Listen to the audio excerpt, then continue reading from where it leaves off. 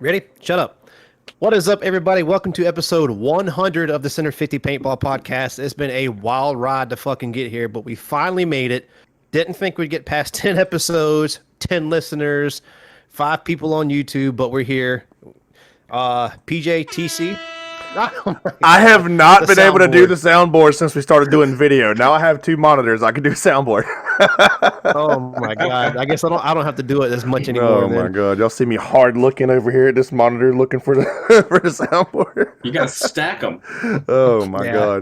god! So our first guest joining us today is Eddie T from Infamous. Excuse me, he's the assistant coach. Shut up, man. Eddie, what's going on, brother? Not much, man. Just happy to be here and talk some paintball, man. Absolutely. TC, glad to have you on here for episode 100, man. It's been a wild hiatus of having you absent, but glad you're here. Beautiful PJ, face for the fans. Yeah, I know, right? Like your nice little cyberpunk-looking background for the YouTube. You want to see the room. You can do like PJ, just blur the shit out. I usually do. Yeah, I'm surprised he doesn't have it now. There's one little hatchling. I like that. I'm just waiting on my daughter to walk through because she's like, "Daddy, what are you doing?" All the time. Every time I come in here to record, you hear all the time. Yeah. This is the boss house right here, too. The youngest. That's usually how it goes. Hell yeah. Yeah, man. yeah. Episode 100. So, I mean, damn. It's been, how long have we been doing this now? 3 years? Is this the 3rd year? Pushing 3 years. I'm pretty sure this is the 3rd year, man, and we just clicked 100. So, you know, a lot of people know that we started out doing weekly releases, and we kind of started like burning through our like topics real fast, and I was like, we're gonna be out of shit to talk about in 6 months, so we started going to bi-weekly releases, and you know, TC's been here, there, and everywhere. Sometimes he's here, sometimes he's not. He's like the Center 50 ghost, you know. so I just wanted to say first and foremost to everybody that's watching and listening, and mainly to listeners, because y'all were here first. You know, we just started doing audio like end of last year, right before Cup, and right after Cup, and thank you guys for sticking it out to at least 100. If you just found us, you know, welcome. Go back, start at 1, and hear how you think we're bad now. We were terrible then, you know. Check that out. And oh my god, we got my man Chris Struck just popped in here. Chris, Hi, guys. what's up, dude? Not much. Long time listener, first time caller in. I'm excited to be here. Hell yeah, what's going on, man? Yeah, I was just giving everybody the flowers for hanging out with us at episode 100. It's awesome. You guys have been going this long. I tried to do a podcast myself. I got like 6 episodes in. I haven't done much with it, but yeah. What's the name of it? How it goes. Tell everybody the name. It's literally it's called Lifting the Mask Podcast by Explore Paintball, which is also my YouTube channel is called Explore Paintball. Yeah. It's terrible, but you'll have a laugh at least at how terrible it is. No, dude, it can't be no worse than this. Oh, it's worse, man. No, I got bad cameras and even worse audio, so it's a great time. Yeah, do you not see these cameras we're working with here? Yeah. Potatoes are cameras still, though. So you were doing some playing today. You and I were kind of going back and forth in the DMs earlier. Yeah, I was out at my local park, which is technically an hour and a half away from where I live. Mm-hmm. I'm actually currently sitting outside of a sushi place. We got a big ass sushi to go order for some long range door dashing. Nice. For the girlfriend. Hell yeah. Yeah, we had I was out reffing a group today. We had 20 people from a wrestling team, and these guys are notorious for making their rookies dress up. Yeah. So we had guys in adult diapers, wigs, coconut bra. They had shirts on, but the nipples were cut out so you could shoot their nipples. It was fucking hilarious. That's terrible. That's a new one to me. Some good haze. Love it. It's a great time to watch. And so I had brought out one of my guns. I brought out my trilogy just to screw with them. Yeah. And because good ref doesn't screw with the players a little bit. Yeah, ain't no doubt. And so I let him play for like 3 or 4 games, and I tell every group I ref, if you shoot me, I get to shoot you back. Yeah. So ain't no one guy doubt. shot me accidentally. So I told him at one point, I'm just going to shoot you when you least expect it. I did end up getting him, which was funny. Yeah. But there was one game I actually hopped in, and we were playing on like a spool field, kind of made up to look like a speedball field, and pretty much tore up their whole one side because they did not see me coming in my ref jersey. Nice, They're dude. just like, what the fuck is the ref doing? Oh, fuck, he's shooting. I gotta ask you, my man. I gotta ask you, and Eddie, I'm so sorry that you're Yeah. taking sidebar here right now, my dude. Oh, don't worry about it. We're just all hanging out, man. It's a chill episode tonight. But Chris, I gotta ask you, why don't you have an Instagram? Because every time I have to do a giveaway, that I have to, I half-ass forget you sometimes because we're not super active on the Facebook. So I mean, you got to get on the Instagram, my man. I have just not wanted to get back on it. I had one years ago, and then I got off of it because it was just terrible. But now, like, every contest is on Instagram, so it's Yeah. like, been contemplating, like, Yeah. do I just do it? You should. Probably gonna have to at some point here. You have probably missed out on one or two of ours because I forgot to put you in that bit, guaranteed. probably. So I don't. Missing out on a lot of good deals on infamous.com through the Instagram. Just saying. Yeah. I got my I wanna own get store one. to go through. I'm actually wearing it right now. What You is can it? read that. GQ Paintball? GQpaintball.com. It's General's Quarters Paintball. It's a store here in Saskatchewan that's been going since '93, so that's 32 years. Yeah. Damn right. Oh, wow. Props to them, man. You don't see that often. No, it's currently the second owner of the store, Yeah. which I'm pretty good friends with. So been Damn helping right. him out, getting it set up and that, and He give setting you up his, he give you any little homie rental hookups? stuff, too. Not really, no. What a I bitch! got, Not playing. Well, I have one of the homie hookups in here with me. It's a. Oh my god, my hand's in the way, but PGI Mayhem. Oh, nice. What is It's that? a gun that Old gun. the ray gun. Oh, Yeah, Jesus. yeah. Wow. Jeez. Yeah. Yeah, you talking about Super old. low serial number. It's like 265 serial number. Yeah, we found it in the shop amongst all the boxes of random stuff, and I fixed it up for him, and then he was like, "No, you can have it because I doubt I'm going to be able to sell that." What? How old is Wow, that I thing? bet The it Like, shop's around. Dude, the shop's so old, and you just find these old boxes that just has random vintage gear in it. That's pretty wild. Oh yeah, like another one we found is I have a video of it right now. It's called a Lightning Strike 2000, a Fieldmaster Lightning Strike 2000. I've only seen one other picture of one, and it was like a guy on M. Carter Brown. He was like, Yeah. "Oh, sweet, I found another one," and like, it's a terrible, terrible gun, but it works now at least. I never heard of M. Pulled it Carter out of the- Brown yeah. until I got my Palmer's Pursuit Typhoon. I had no idea what it was, and I posted on Facebook. I was like, "Hey, what is this?" And they were like, "Go here. They'll tell you what it is, and they'll give you an appraisal." And I was like, "Oh, surely it's like a $30 gun. This thing looks ridiculous, and it's 50 pounds." No, apparently it was. Everybody was blowing up my DMs. They were offering me like $300 or $400 for it. Damn. It's ugly. Damn, It's dude. ugly as shit, and it's heavy. But apparently, people love it. It's back there, like on the floor somewhere. Things Nice. are bricks. I'm gonna go get it now. Dude, I'm talking heard about they it. And I were gotta go super get it. heavy. Oh, Jesus Christ. With that, Things are store I mean, being, I won. with that store being that old, do you have any even older markers that were like legit used to mark trees back in the day? He's got a PGP. Most of the really, really old stuff, like, wow. is gone already. Like, oh. He's got lots of Titman stuff because he used to buy Titman stuff by the cave.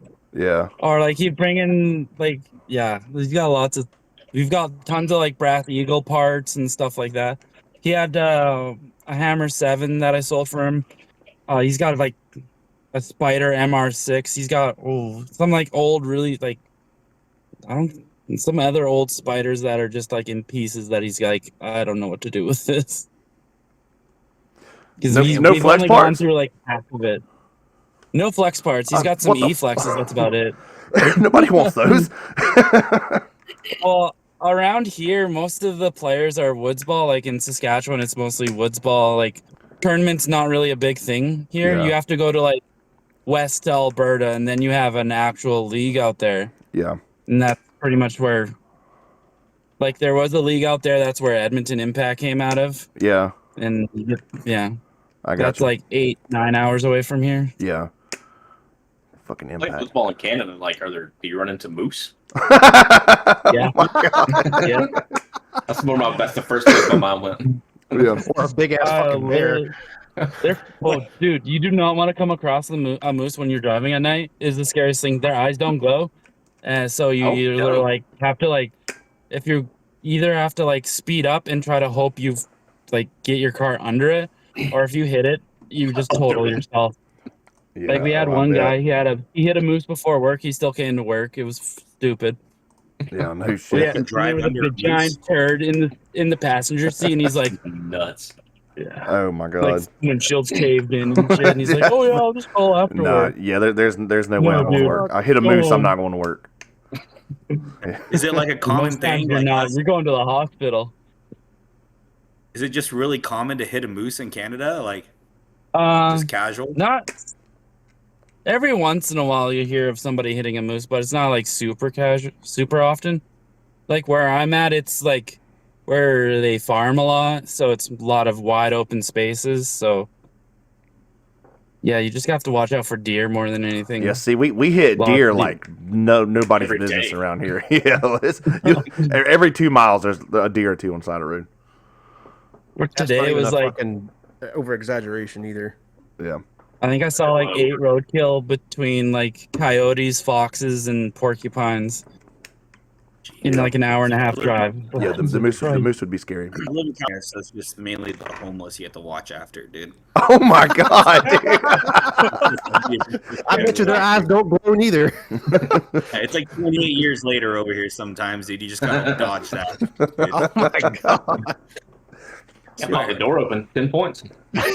They live on the freeway, dude. They live like there's like encampments on the freeways here. Oh, if you come down to Savannah, Georgia, if you go almost every single like interstate exit or interstate interchange, you'll see people living under the bridge, like where it's raised up. You'll see those like, you know what an Eno hammock is? Like those like nylon hammocks. Sometimes people will donate those. They'll just have those strung in the woods, and you can see, or they'll take shopping carts around here and stack them up. Like they'll go to like Walmart, take the carts and build a freaking frame and put a tarp over it for like their home or whatnot. But they're constantly walking up and down, panhandling, trying to get like food. Like not, there's maybe 1 or 2 that get like food. The other ones are asking for money, and the ones that ask for food always give them like Gatorades and stuff like that.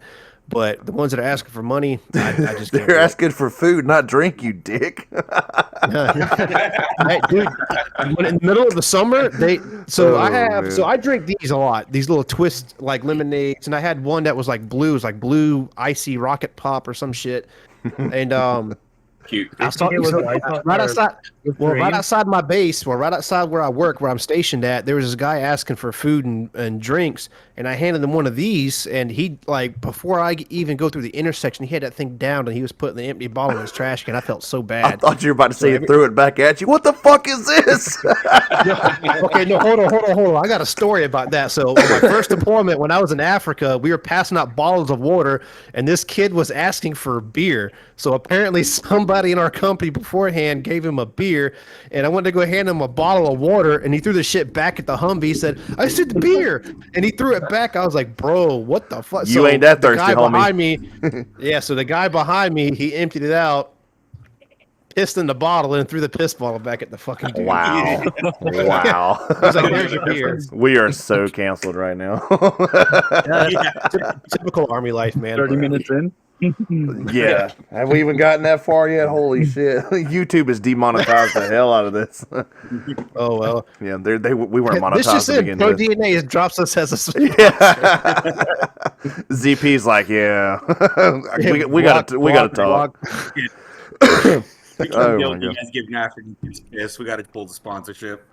Yeah, my bad, homie. Hey, in all fairness, I was nowhere near close to being on this podcast back then.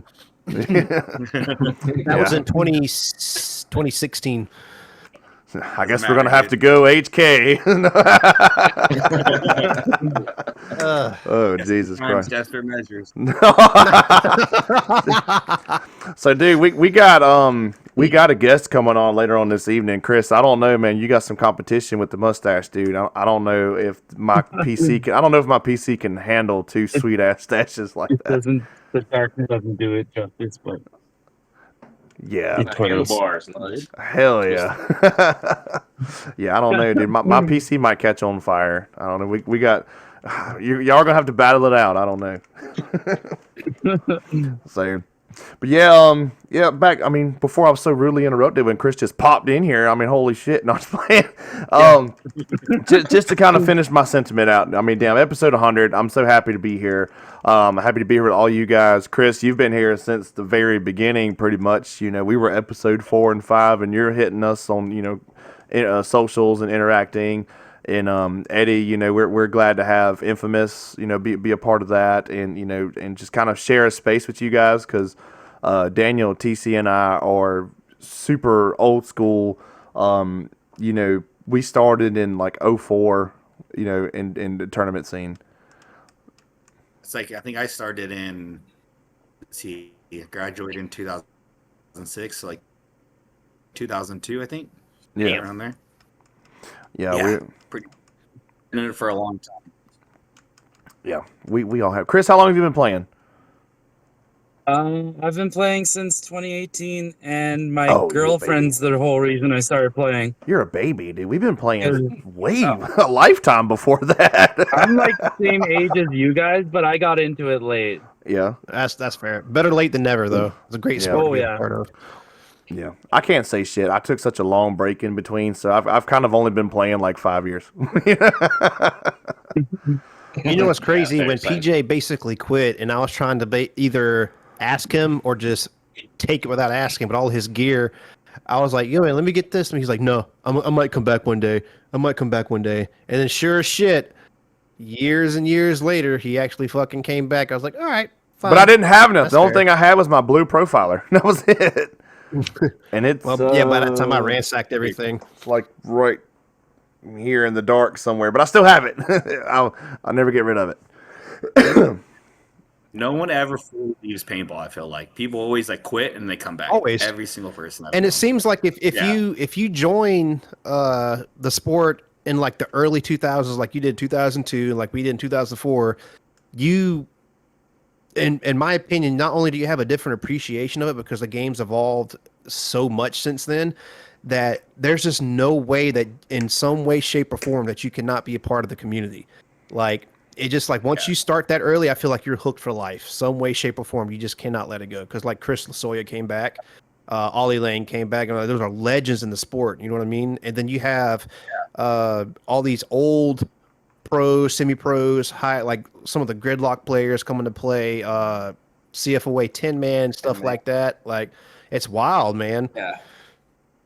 I mean, you still see like guys like Rocky Cagnoni playing, Yeah. in the 10-man, and Rich Telford. Like, that's Rich Telford's like one of my heroes, dude. He's from where I live, and I played at his field when I started playing. That's So awesome. He still plays 10-man. You see Lasoya's still coaching. Everybody, it's awesome. Well, you That's also great. played on That- excessive too, right? Yeah, I had a 2 or 3 years on excessive. Yeah. About what time frame? 2000, I think 10 to 13. Yeah. Yeah, 10, 13, yeah. Right when the rebuild started happening, like right before, like when they weren't playing X-Ball, when they were only playing 7-man. So the whole rebuild, it was like, I think just Rich, Thomas, Junior, Brown, and Riley were still on the team. And then we just kind of rebuilt it with some younger guys. Right about there. Yeah. I mean, even though playing in the middle of a rebuild is what an iconic franchise to be a part of. And having Rich, right there beside you, that's huge. Yeah, it was an honor, man. Yeah, it was an honor. I mean, I have it tattooed on me, so like you could barely Oh see hell it. yeah, that's dope. That's legit. Yeah. Man. It's an honor, man. And Junior still keeps the name going. They play the local CEPL, Division 4, Division 5, which is Dave Bain's league. And so I help with that just to keep the name alive. That's awesome. I saw that when people started bringing that back, and there was a time, I want to say 7, 8 months ago, roughly. I went into the BST groups asking for an excessive jersey just because that's one of the franchises that I looked up to coming up because they were the ones that took down Dynasty. Like I'm a Dynasty fanboy because they're the guys that got me interested and hooked into Speedball. But excessive and Rich and all the hard work, hard work, everything that they put into it to take Dynasty down, like, and then you follow Heroes for a Day. Back then, when Dur was like top tier videos and everything. I mean, still this to this day, in my opinion. Monkey with a gun, but the best ones yeah. ever. Well, yeah, so something talking like that era. Yeah. Like I know Monkey with a gun did just all that and physical media. Yes. Yeah. But when I was looking for a jersey, I was like, you know what? Because I collect jerseys like PJ collects masks. Yeah. And I was like, I want an excessive jersey, and I want the one that's style like with the shield, like the one that you have tattooed. And all these like people that I had no idea who the fuck they were. So hey, I have this one, I have this one, I have this one. I'm like, okay, let me look this up. Who you? And then I went on APPA, and these are like divisional players. I was like, oh shit, they have this program still going. And then I did a little bit more research and looked into that a little bit. And I was like, that is awesome to see that name's still going. Like it may not be at the pro circuit, but keeping that name alive is really fucking awesome to me. I think that's super legit. No, it is, and like we had the closest we had a semi-pro team that played the NXLs for a couple of seasons, and then that disappeared. But we still have the Division 5, Division 4, and the 3-man going, just to keep paintball in this area alive. Tournament paintball, you know, the local field didn't have a team, so Junior, who played for Excessive, was able to just get everyone together, do the program, and it just helps keep people going. You know, obviously there's no like goals of like going to NXL, but it gives them a home to play and gives them like kind of some kind of structure. Sometimes and you get to rip an iconic team name as well as a logo and everything. Yeah, it's huge. I mean, Excessive was like my favorite team just because they were local, but I mean, all the names that came through there. You know who's actually still playing that you might know is Map Chim. Oh, who was he playing for? BTA Butchers. The WC. Oh shit, dude! Yeah, he's like. What? He's got to be in his 50s, dude. I haven't heard that name in a long time. But like, dude, he looks good, man. He still has it, dude. That's awesome. Because I remember watching him earlier when he was with Naughty Dogs, and then I saw that he went to Excessive, and I was like, oh, okay. Because like when I would watch, unfortunately, Trauma Head Sports, that junk. I hated Trauma Head. And he moves it to the snake. But like when I see it, when I was shot in the asshole. But when I would see him play, I was like, he's like a standout player. He's always caught my eye with stuff, and seeing him in the magazines and his little plaid headband that he had and everything, like it stood out. And Neil Eberle came out to the WCPBL and played. Did he? That dude, I think the number one underrated player throughout the whole entire history of that era was Neil, in my opinion. Ooh, bold.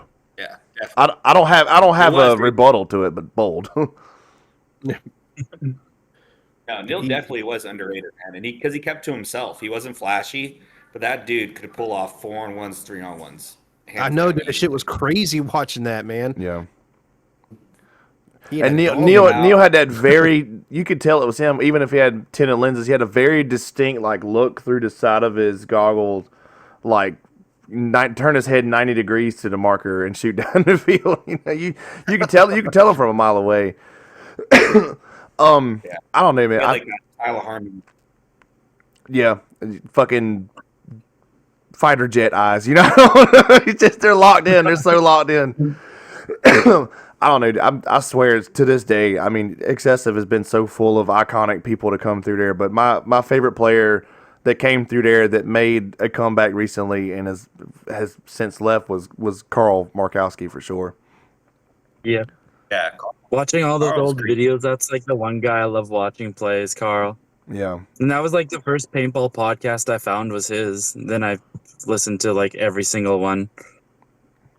Yeah, so like I've got thousands upon thousands of hours on just listening to paintball podcasts because I have no life. Just door dashing. That's what he's doing now. No, I was kidding. Yeah. Yeah. Carl was the first pro to come on our show, and Every once in a while, we'll drop in. You had the Carl Makowski Hormesis band right there, but every once That's in a why I'm while, wearing it. we'll drop in on his DMs. Wish him well, hope everything's doing good, and we've had him on twice, and I don't, I'd love to get him back on, but I don't necessarily want to just kind of like keep repeating. But he's steady, doing the dad thing, and putting out little stuff for H2K here and there. But man, what an awesome dude just to sit down and talk to, and even to sit down and watch him play is even better. Because damn, I mean he's so fast. God damn, he's fast. Yeah, Yeah, he never facts. did anything like that was boring too. Like it was like I'm gonna go to their side of the field off the break and see what happens. Like it was never just like always going to the corner. It was always crazy to watch him. I mean, look at when he played with Level Up. So he played with Level Up. He puts the damn single trigger on his DSR because he says he don't need double trigger. So he does that. And then there's a specific clip of him, like he could easily go hit the buzzer and score a point. No, he runs around in the snake and one hand gats the dude in the snake, and it was like, all right, now we're good. Now we can hit the buzzer. Like he could have easily just fucking. What if Whole Boy would have spun on him and shot him? Then what? But Carl, I mean, damn, that dude is just he's great to watch, and I wish that he could, if his heart was in it, I wish that he could maintain a full time pro spot on a team somewhere, but. He said it publicly many times. It's just hard for him to dedicate that time to the team that the team deserves and try to, do the whole dad thing. It's hard, dude. With the new structure of that 1 week layout, it takes a lot of your time. Yeah. How do you feel about that? Into that 1 week. I personally I don't really like it. I think it's either gonna. I think you should either do 2 weeks or a blind layout. I think it should be 1 week. I think it should be 2 weeks or a blind layout. Yeah. I think cramming it into 1 week. The fields really rely on that 2 weeks on the layout for paint sales and all that kind of stuff. So I think you're taking away from then. Like the teams can still practice, but when you have that layout, they're buying more paint. They're going to be there longer to figure it out. Yeah. But also Yeah. I think like with 1 week. You might as well just do a blind layout at that point, 'Cause, I mean, they did it for what the supposed reason was for the teams that don't have enough funds to be able to have the same time as the teams with more of a budget. But the teams with more of a budget now will just stay for 5 to 7 days and be on that layout, So they're still getting more time than everybody else. So I don't really think that it did its purpose. Fit. Fit. God damn, dude. Well, that was more sarcasm. No, I get that. When they did the blind layout for the pros, I was at Atlantic City, I think it was. Mm-hmm. Was it? Yeah, it was after Yeah. Texas. Remember, because Texas flooded.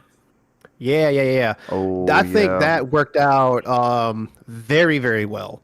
That was way more exciting to see because you could kind of see the game like structure itself mid-match. Like you can see professional players using their actual like paintball intellect and everything to figure the game out mid-match and so on and so forth. And you can see like when the webcam would go towards the pits, you can see them like the coaches are like way more into the clipboard talking with like their not trying to cut other people down, but the more knowledgeable players. You know what I mean? Because like if you look at Bianca, he's always talking with like Greenspan, or when Skinny K was there. I assume that most pro teams have their go-to pro. Hey, what do you think about this? Or they could go to everybody. I'm never been anywhere close to being pro. I've been in some pro pits helping them and everything, but that's just my guess and my outlook on it. But blind layouts would be way more entertaining if you're really looking to grow the sport and if you really want to kind of sort of level the playing field, in my opinion. You know what I mean?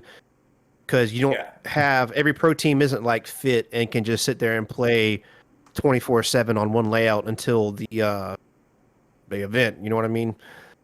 Yeah. From the moment it comes up, I gotta take off, guys. So Peace, dude. Thanks We for coming and appreciate hanging you out. on, man. And looking forward to listening to this. See ya. See you, man. Later, man.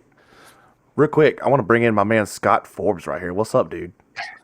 Hey guys. just Thank you for letting me in. popped in. I didn't want to like kill the conversation they had going. You know, I didn't mean for you to be kind of just over there chilling. But what's up, dude?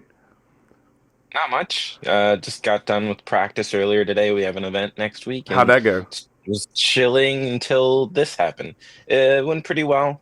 We had a few pros that stopped by and kind of helped out a little bit. That was pretty cool. Yeah. Well, where are you playing at? Like, let everybody know where you're at and who's hanging out with you out there. So we go to Capital Combat Zone in Troy, New York. Mhm. It's in upstate New York, not in the city. Everybody thinks that. We've been. I'm sorry, it's not your favorite team, but we did have Harris, Hussein, and Josh Taylor. I love it here. I'm sorry. All right, join us That is- next week, everybody. This has been episode 100. It's been great. Let's get. But yeah, we they were over. We had a few other of the NOX guys also helping out, and some of their semi-pro guys just trying to practice. Yeah. Get ready for cups. So, yeah. Hell yeah. Nice. So you had Pete, a guy named Pete out there. Pete Harler. I can't remember his name. He plays with the semi-pro NYX guys. He played with us on Veteran Militia a good bit, and he played on our squad in Atlantic City, actually. Yeah. He was not there. We had some of the Canadians in. Actually, it was just the Canadians. So, yeah. Hey, buddy. Yeah. Oh my god. Yeah. So I'm kind of bummed out, dude. We were talking on Instagram the other day, and I was like, "Hell yeah, bro, see you a cup," and you were like, "LOL, just kidding." So we're not. You're not doing cup, man. What in the world? Yeah, unfortunately, I have some vacation time that gets really close to the event, and I'm saving it for the vacation, unfortunately. Boo. I know. For me, it would have been after World Cup, I would fly straight out to where I was going, and Yeah.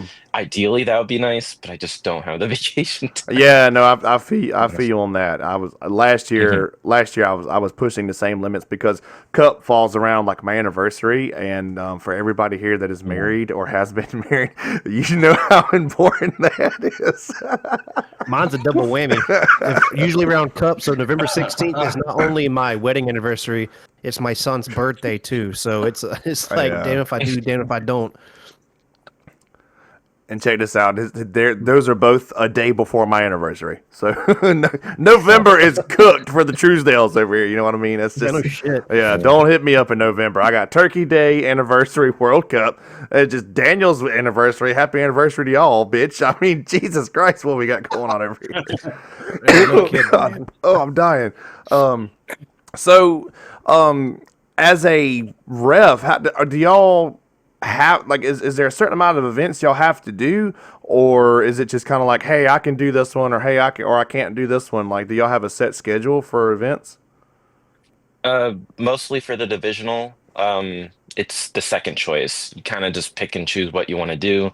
You're not an official NXL ref until you do your first event. Mm-hmm. Then how it works is like you do the clinic first, from what I understand. You pay like I think $50 and you get reimbursed right at the first event when you ref the first one. And then you just kind of like pick and choose. I think the only exception is the pros. I'm obviously not in the pro division for the refs, but they have a set crew of guys that do it constantly every single event, so they can stay consistent, which is good for them. I'm happy for them, and it's a lot of pressure too. You got the cameras on you, got to be on top of your game, because if you make that one wrong call, it may change the whole outcome of the game. You have coaches yelling at you. Or Archie Montemayor is screaming at you. Ryan Greenspan throwing a tantrum. Either or. Harris Hussein yelling at you. Oh God! Why is he even there? Oh my I've God! been winning, so but Oh man. So Eddie, I gotta ask you. Speaking of coaches, so you're assistant coach for Infamous, correct? Is that official title? I guess, yeah. Yeah.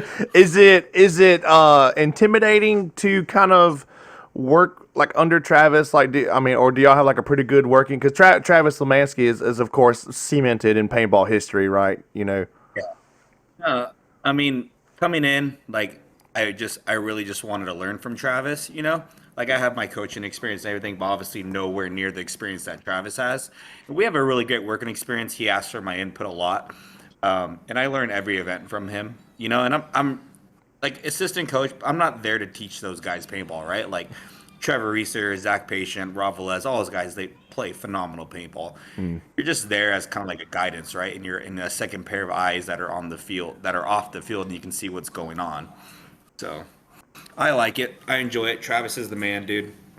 We have a great relationship. So. Yeah, I spoke with him at Cup last year very briefly. You know, he's a very busy guy. I imagine at every event, but you know, Cup is the biggest one of the year every year, and Yeah. you know, when you know, for us, you know, like the three of us, you know, for you know, me, Daniel, and TC. I can't speak for Forbes down here, but you know, we're casual fans. You know, we enjoy it just like the next person. You know, we have our likes and dislikes.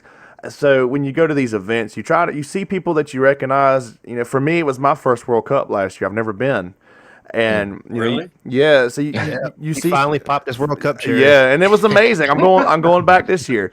But you see some Man, people, yeah. you see some people that you looked up to for 20 years. And you're like, hey, and it could be wrong place, wrong time. You know, I know to not try to approach anybody like directly after a loss. You know what I mean? I'm not going over to talk to Marcelo after a shutout. You know what I mean? Like, so, excuse me, but you know, some people you go to talk to, and I'm not going to name any names. Daniel, you know what I'm talking about, but it's just kind of like your expectation is here. You meet the person, and now you know it does not meet at all. Don't ever meet your heroes. Right. Yeah, right. no fucking. I can't, dude. I'm not gonna lie. I kind of want to name drop it right now. Nah, I we're really not gonna do that. I'm But not anyways, going to. I can do it off air. But Yeah, we'll do it off air. but I went into the infamous. Eddie, I'll tell you when we stop recording. Yeah. But I went into it was Zach Patient. No, I'd play. God, don't make me laugh. I'm fucking sick. But I went into the infamous booth, and there's people everywhere. Trav is answering a million questions. People are holding guns in front of his face, like, "What's wrong with this thing?" And he's like, take it to the table. We go take it to Planet of the Eclipse. I don't know, but and I went over there. I introduced myself, and I was like, "Hey, man, you know," and Joe Barrett was still on the team at the time, and we had formed a relationship with Joe B, and he was like, "Go talk to Trav." So I told him who I was. You know, we were seeking, you know, some kind of sponsorship, and I tried to lay the groundwork like, hey, we're not looking for a bunch of free shit. We just want to do something to like help our followers, you know, just kind of.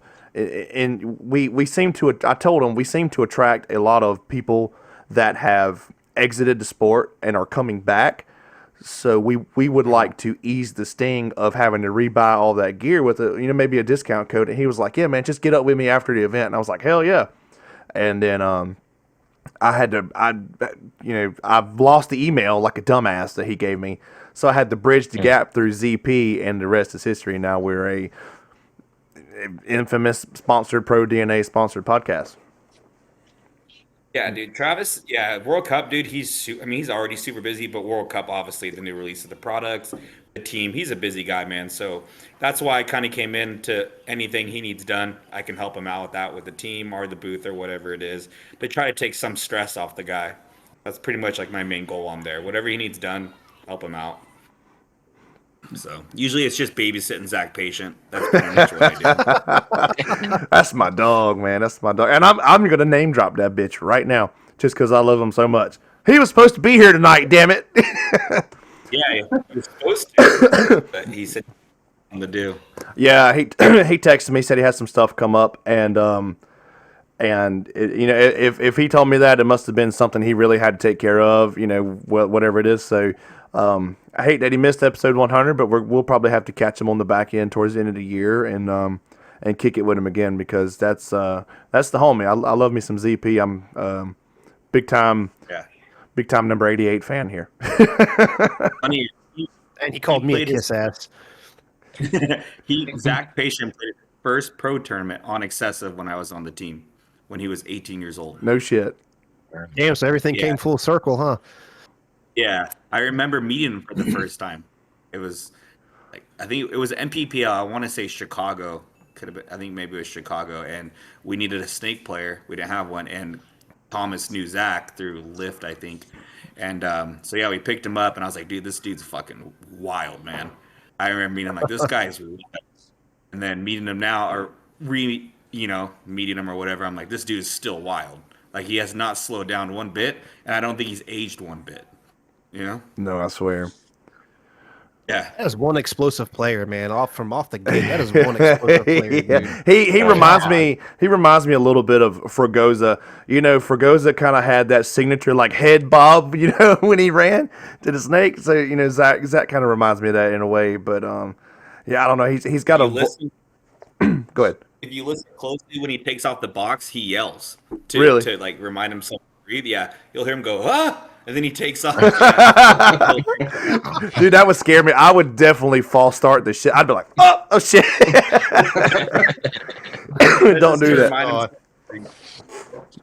Dude, I yell off break because my knees hurt. Yeah, no shit. Yeah.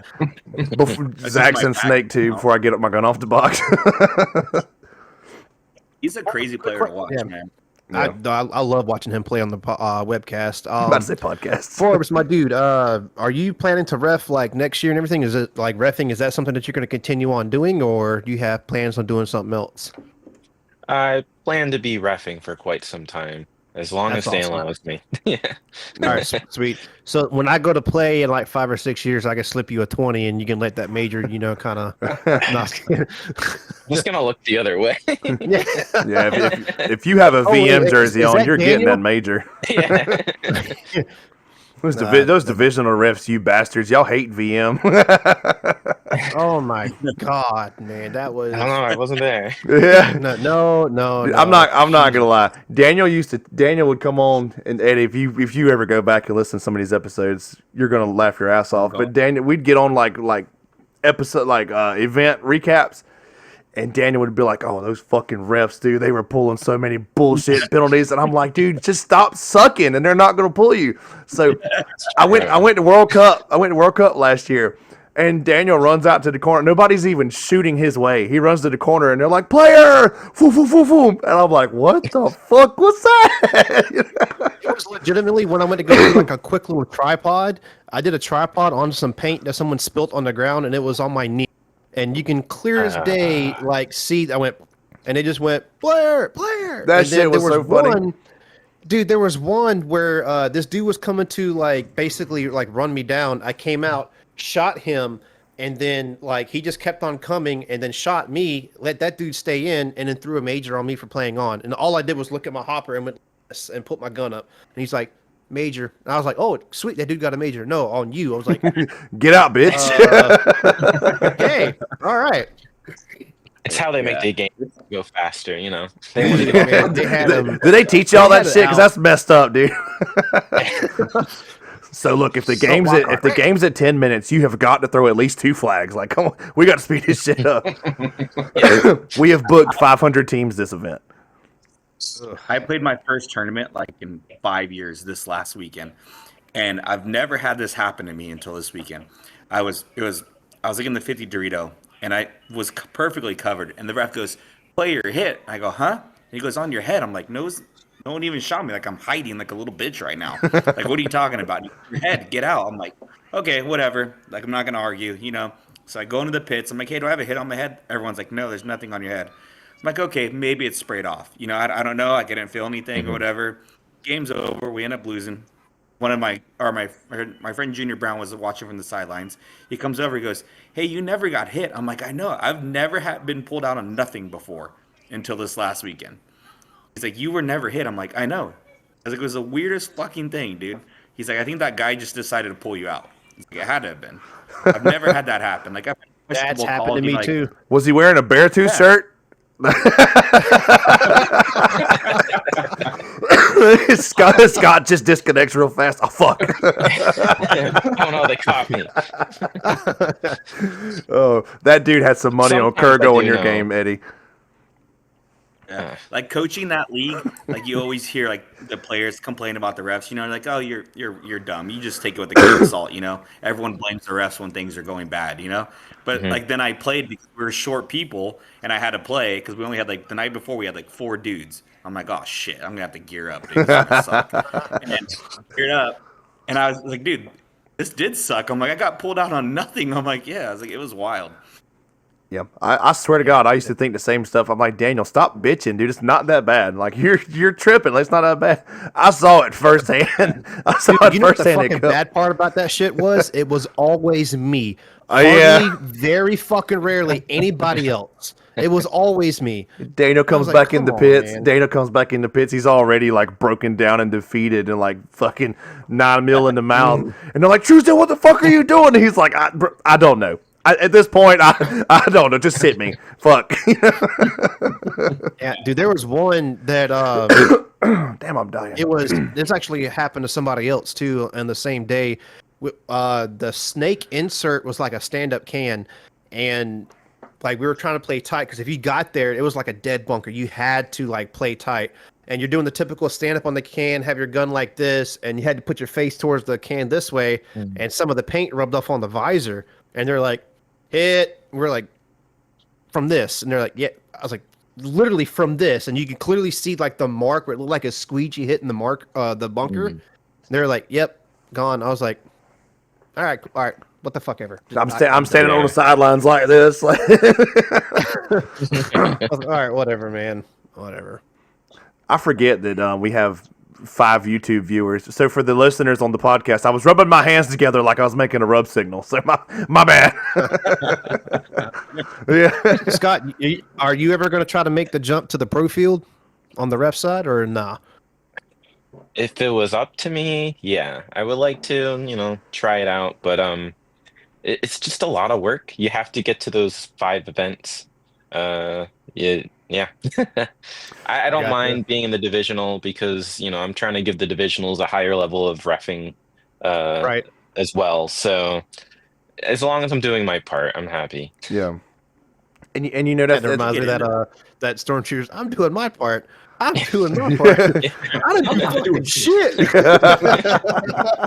Yeah. But I mean in all sincerity, everybody, hoops and hollers on socials about grow the sport, and for you to carry that mindset, the growth doesn't start at the pros. You know what I mean? So if you're if you're hanging around down there in the divisionals and you're trying to kind of lead by example and give them the best quality of reffing that you can, because a bad ref call can turn the events of a match and lose. It happens. Paintball is the hardest sport to ref. So, don't think that that's like minuscule or anything by any means. Like I think you should take a lot of pride in that. And I am grateful to be friends with you and know you because I mean it's an integral part of people coming up through the ranks. You know what I mean? Thank you. Yeah, I didn't mean to get I didn't mean to get deep in there, but I mean, it was just. No, you're fine. Appreciate it. I mean, that's the whole point why you guys are doing this, why pros are doing this as well. They want to grow the sport, show it off to the average Joe, and hopefully they pick it up, and now they're playing in the pros. Yeah, it's trying to grow it. Even birthday parties like Capital Combat Zone usually. You tell when they're a birthday party or even just normal fields in general. What I try to do is be like, well, we're done practicing, here's my marker, kid, here, shoot this, try this for I love game. doing try shit this like that. You see their eyes just glow and brighten up like what, you're letting me do it's like they freak out, and the parents just love it too, and they might come back.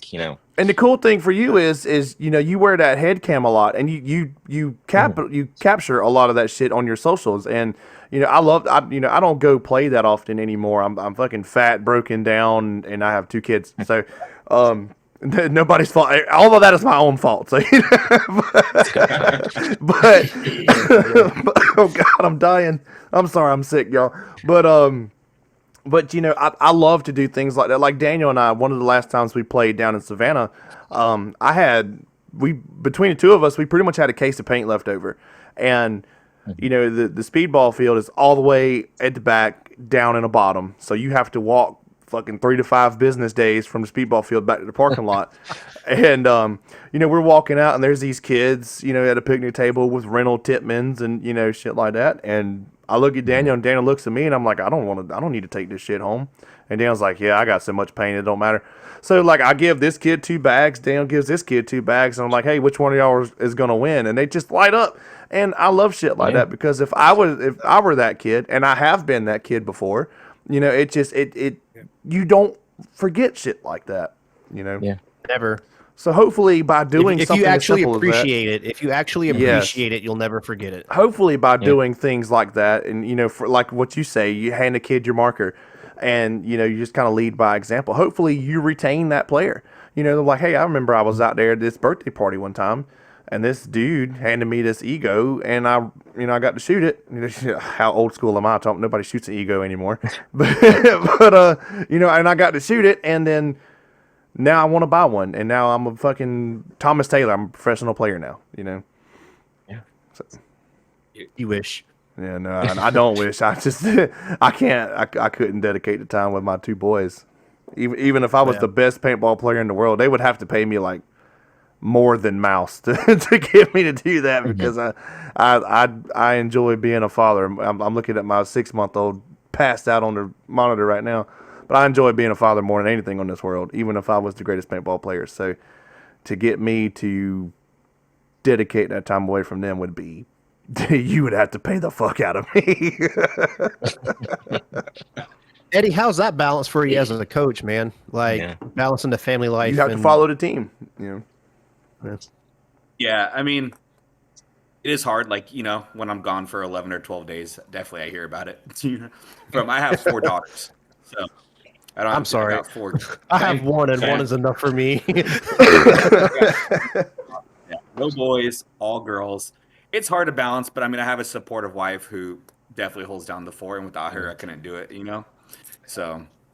But we make it work. I mean, I own a business here, so taking the time off is not a big deal. My wife's a stay-at-home mom, so I'm fortunate enough to be able to do what I want to do, passion-wise, dream-wise, and still maintain a work life. So That's awesome, man. TC's got like, I think 14, 15 kids, and like all that. of them are daughters except for 1, so he feels you on that one. Oldest is a boy, everything else is a girl. Yeah. you know, you guys talk about Thomas Taylor. You know, he actually married my sister. Oh, no He's actually shit. my Oh, brother-in-law. shit. Wow, small world. Damn. It sucks.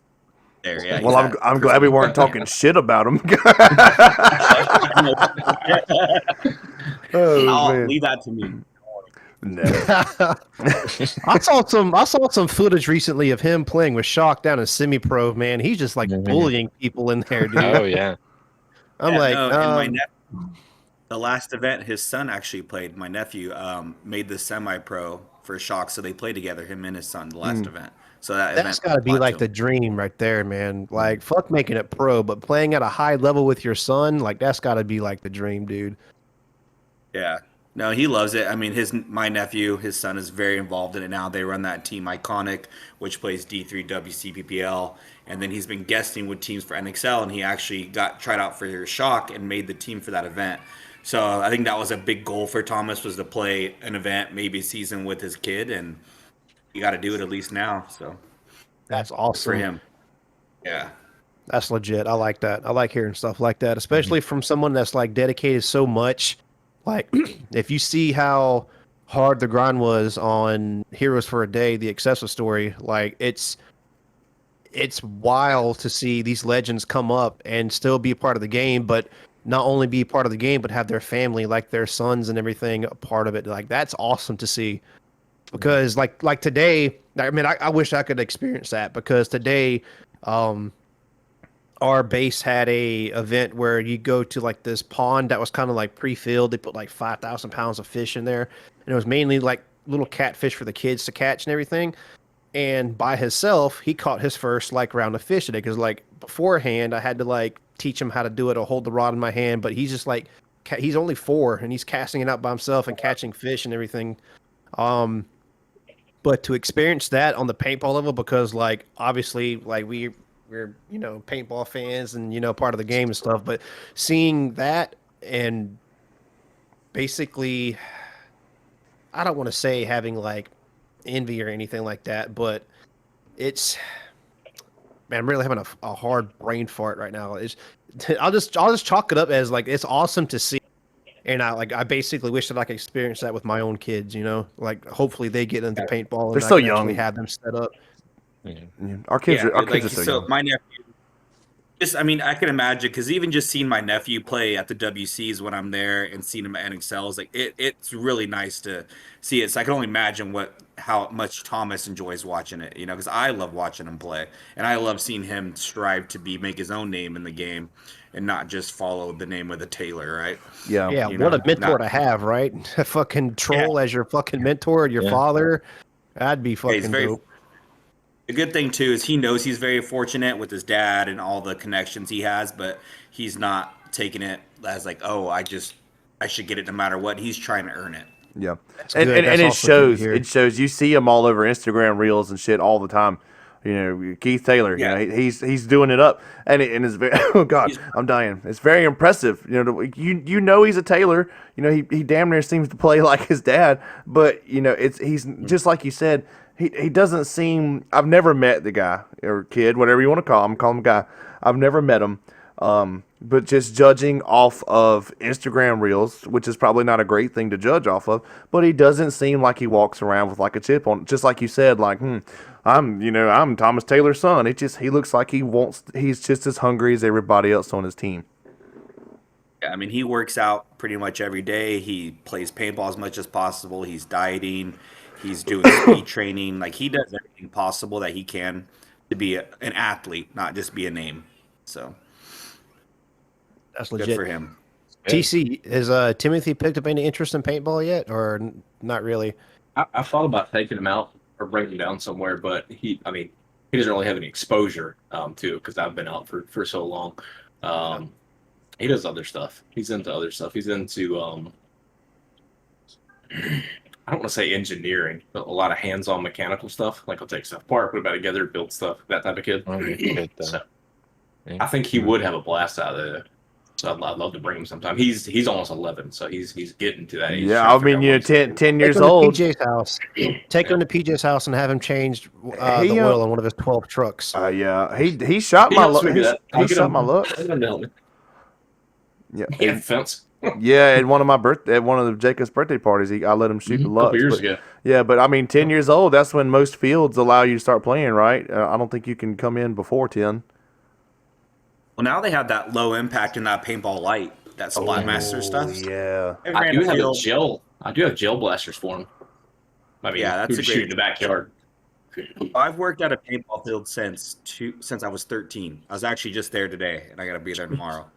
I don't work there as much, maybe once a month, twice a month at most, maybe when the boss needs a day off. But I mean, I managed the field for, what is it, 24 years? God, Damn, Wow. that's wild. that's dedication. Gina. So yeah, it's her name. The owner is Gina Brown, which is Junior's wife, and then so Gina and Junior are owners of it. Yeah, I've been there. Yeah, since I was 13, I worked there. I lied about my age. I told them I was 15 and I was 13. When You got to get your foot in the like, door I- somehow, man. Yeah, so you would work a full day from like 7 o'clock till 5 o'clock, and at the end of the day, you'd get a slip for half a case of paint, entry, and air, and you still had to buy a case of paint to play paintball. So you basically just got entry and air for free, and like I was so excited for that. But now looking back, I'm like, dude, that was a ripoff, man. Yeah. I still had to buy a case. Paint was expensive then, dude. Was that when it was like almost $80 a case? Yeah, so you still had to pay. Yep. Paintball. Yeah, imagine that shit today. You call the child labor board on them. Like, is the statute of limitations right on that? I'm about to make some phone calls. That was my fault. I had to sign something, say I was 15, and I was not. I was 13 years old, but I wanted to work. He so. probably knew. That's why he works you like a dog. Yeah. I sure Dude, still there 24 years later, man. And still getting half a case of paint. And 3 bags now. I get 3 bags. All right. Got Hell yeah. We're gonna give you some of this leftover bronze from 2006. It's still we got it in the container back here. Yeah, but you know that's chronic. dude, and you know this more than any of us would because you're firsthand on it.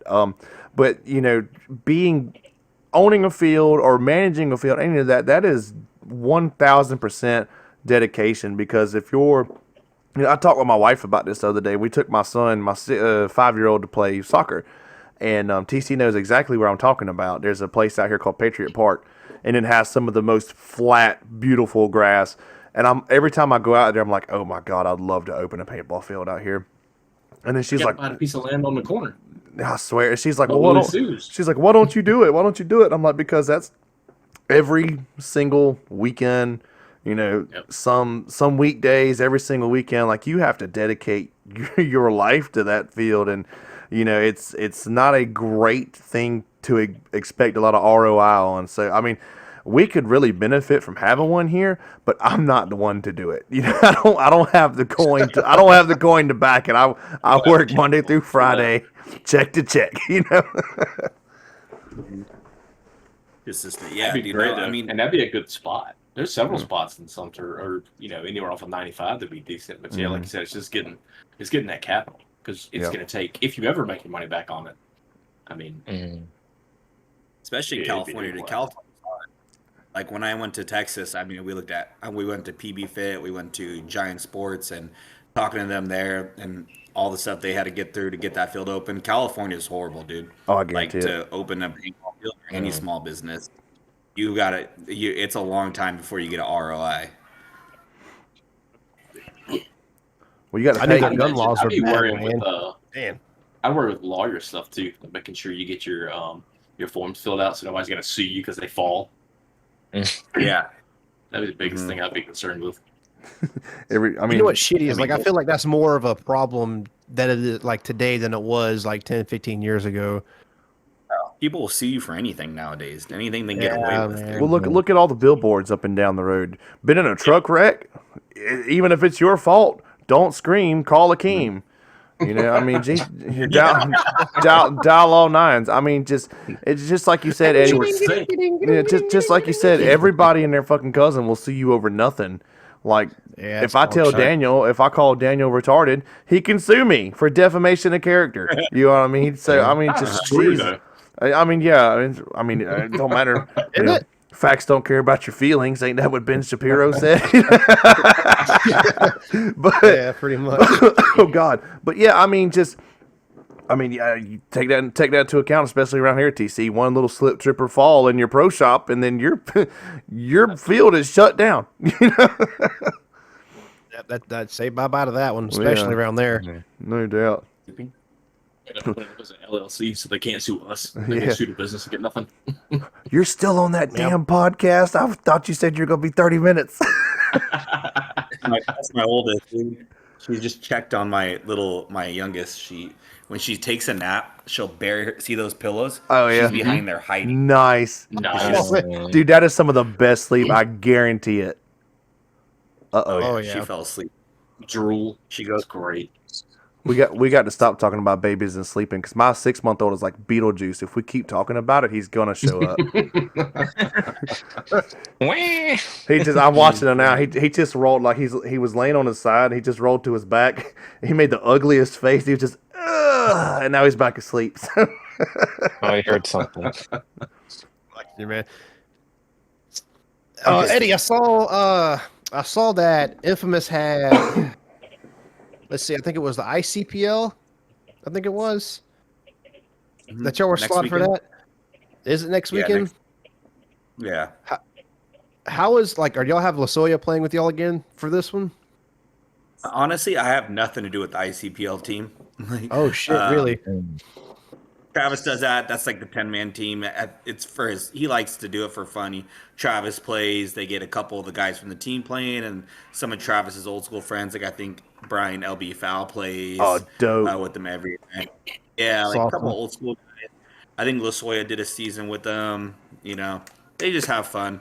I can't make ICPLs between NXLs, the WCPLs, which is Mike Hinman's league that I have to go to, and then the local leagues I do here. My wife would kill me. Another one. So you said that there was. So you said there was some roster spots open for me and PJ to go play. No, not me. Awesome. Not me. They don't need another old guy with broken bones.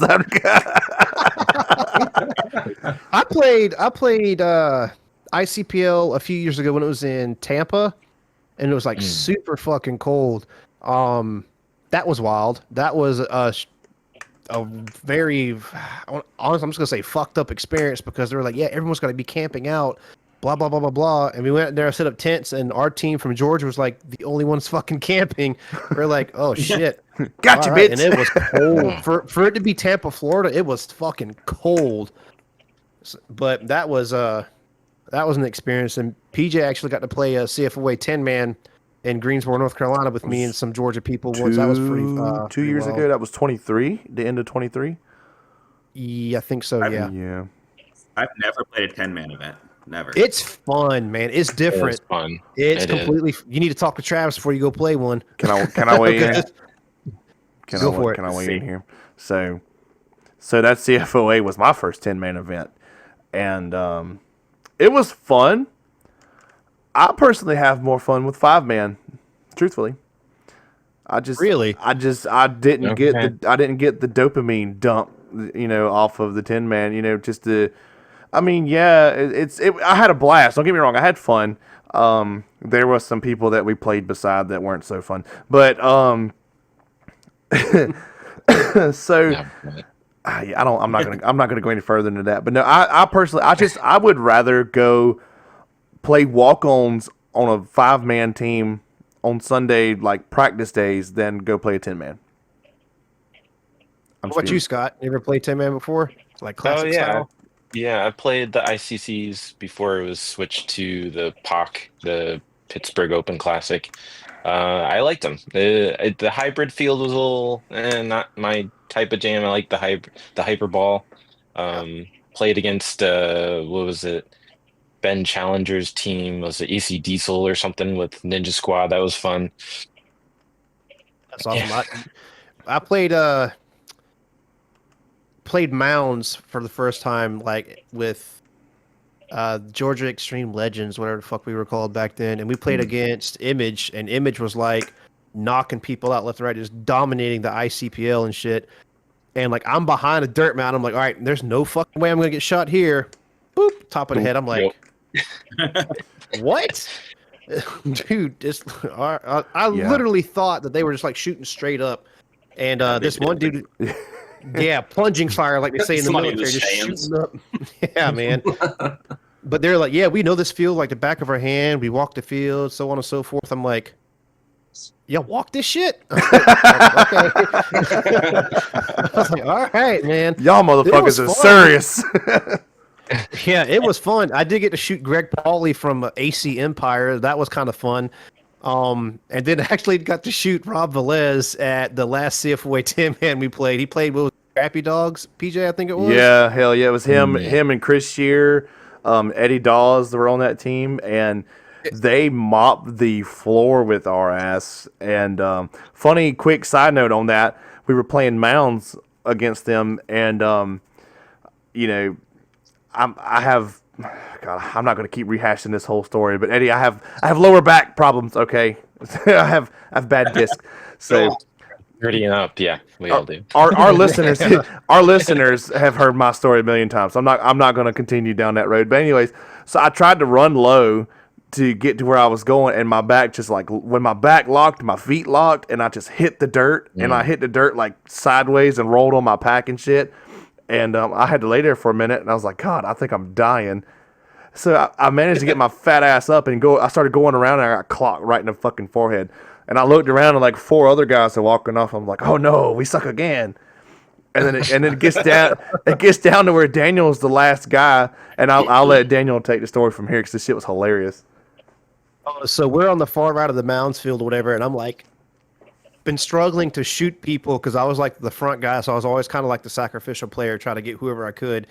And I've only maybe got like 5 kills throughout this whole tournament so far. It's like, I need to shoot the shit out of somebody. It's like, I don't care a fuck who it is. I got to go out some way. I want to go out swinging, And I'm at this Mounds, and on the Mounds, it has a little bit of dead vegetation, like little twigs and shit. And I see this barrel come through the little bit of twigs. And I was like, I know that's somebody, and it was Rob, and I came out and I put like 7 or 8 on his face, and I was just like, yeah, fuck you kind of thing. I was like, oh, please don't shoot me, please don't. I was like, but like I was gonna try to like shoot him and just like make a beeline down the tape just to try to get their flag, just to kind of fuck with them and everything. But I was like, nah, that's the greatest story that I'll probably ever have in paintball. I freaking got the number on somebody else. I put my gun up and walked. I was like, fuck this. Took my band off. Rob was just he was so unbothered by it. He was just walking by covered in paint, and he was just like, react to it. He just walked on the fence. I shot all right here, and it was like for maybe I'm not even joking, man. Maybe like a foot and a half apart. He just took his mask off and walked off. I was like, yeah, he thumbed one side of the lens. Yeah, that shit was like we were all in the dead box, like, oh. He was probably like, "That's fucking scrub." That's the only kill he's gotten all day, the bitch. Yeah, that shit's hilarious. Like, he was shooting an autococker. I don't know what kind of autococker, but that thing looks sweet though. Yeah, that's. Because he had a black magic. That's what it was. That thing, dude, that thing looked nice. 'Cause that was the first thing I saw coming through that brush. I was like, yeah, that was so. We watched that shit unfold from the dead box. That's where I played all weekend. That was my spot. Session dead box. I think we're gonna get ready. I did actually play in was it Pittsburgh Open Classic with the Carolina Warriors, if you guys remember them. Oh yeah, I remember that. Yeah, I remember that because I thought that was bit. so random. Because I saw your Instagram and I was like, why the fuck is he playing with these guys from my town? Yeah, one of the guys is in one of the teams that I'm in as well, and he was just like, well, he invited me, and well, it's like, okay, well, why not? That's a good group of guys. The Warriors are a good group of guys, and it's kind of disheartening that they're not as like strong as they were. I don't even know if they're a thing right now, to be honest. I don't think they are. Look who it is, and my man. Look at that. But just to finish that real quick, they their field owner, Uncle Dave, is one of the greatest people that I've ever met in the game of paintball. He's very welcoming, give you anything you need. You know, he essentially gave me the keys to the damn field. I'd only met him like 4 times, but you know, he was like, "Hey man, you want to come out here? You want to air your gun up, test guns? You know, do this, and this to get in. You know, hold your left foot up, tug down on your right ear, and it'll open the gate type shit." But just I don't know. I so much respect for that guy. It's not even funny. Mm-hmm. Yeah, Hatch, what's nice up, dude? group of guys. Hell yeah. What up, guys? Whoever you guys are talking about, I have total respect for that guy too, dude. Hey, it's all in here. You know what I'm saying? Dude, so we are What's going on, guys? We are now looking at the sole owner of From the Sidelines podcast. Yep. It's definitely a new journey, you know, taking it over. Man, dude, huge mountain ahead of me. So PJ, I kind of feel like you in a way, you know, making sure I can get the little nitty gritty edits there, you know? Yeah. So if this episode sucks, it's your fault. Yeah. You know what? I was expecting to make it horrible anyway. So don't even worry. I'm here for you guys. Hell no. Man, fuck Ryan. Not playing. No, I agree. We're cutthroat on FTS. Fuck Ryan. He's out. We're done. So I mean, just to, I have not listened to your guys' last 2 episodes yet. My work has been very slow the last 2 weeks, so I listen to podcasts when I work, not at home. So I haven't listened to shit. Mm-hmm. So I mean, did we kind of touch on it on our episode? He ends up with a lot on his plate, and you kind of have to ditch the passion project for work type deal. Honestly, 100%. I think he just got to the point in his life where he's like, all right, I'm getting paid to make 12 other podcasts for these 12 other people. Yeah. Right. To where it's when he wants to have his fun time and his relaxed time, he doesn't want to be doing that. Right. And it's completely understandable when it's like, I mean, I feel like even streamers come into this where they want to play video games for a living, but once it's like you're getting paid to play video games, it's a lot less like motivating to turn on the camera, turn on the game, because that's what you do for fun. Yeah. Right. you know. Plus, you're So I think that was people. just one thing that got to him. Exactly. Like when you're entertaining people, it's definitely a thing. I talked to him about it. It was definitely not an easy decision for him to walk away from it. Right. Definitely hard when you put 3 years of blood, sweat, and tear into something, you know. So yeah, it's gonna be a good change. I'm excited for it. You know, I've always said about this podcast, the moment for me, the moment that it turns into like a job, and I just feel like I have to do it kind of against my will to maintain it, then I probably will step back. You know, I hope that time never comes. I'm not producing any other shows. I mean, God forbid, you better be glad I'm not, because they would suck. Here we go. What? I feel that. He's about to follow Ryan in his fucking Yeah, so I made it to 100. I'm out. You know, but Hatch, we're gonna have to collaborate, boy. We're gonna have to make some I'm in, bro. From the center 50, dude. I'm in. Hell yeah. Yeah, but no, for real. You guys know me, dude. I'm a 50 cal, dude. I've been an OG. I guess I wouldn't say I've been an OG, but been like a fan since Evan Wong. That was a long time ago. I don't know. I think my man Forbes down here. He's got you on the OG status. Oh, 100%, 100%. Eddie, quick question: is it in your contract that you have to wear an Infamous shirt at Cup? Yeah. 100%. Yeah. Well, we're gonna send you a Center 50 t-shirt regardless, anyway. Oh, cool. Yeah, I appreciate that. No, my whole closet, that's all I got, dude. I don't buy myself clothes. I got 4 daughters. All my clothes money goes towards that. So Hell yeah. If it wasn't for Travis, I'd have no clothes. Nice. Yeah. What's hilarious? Yeah, we'll get you one, dude. I have like six or seven of these shirts, and like my homie the other day, it was Josh Daniel. He was like, "Dude, every time I see you, you're wearing that shirt," and I'm like, "I have so many of them." You know? I also have a washer and a dryer. So, I mean, they're. I love my Center 50 shirt. Do what? Oh, I was just saying how I love my Center 50 shirt. I wear it all the time. You're not wearing it now? No, I'm not. Hey, shout out to Welts, dude. That's why we're here. You know, one of the reasons why I'm on the sidelines is literally keep going. You know. Shout out Scott Stewart one time. Shout out to Welts. Scott, did we send you one? No. You're about to get one. That is probably you'll get one. Fixing his diaper or something. Appreciate it. Yeah. Brandon's a baby boy handling things.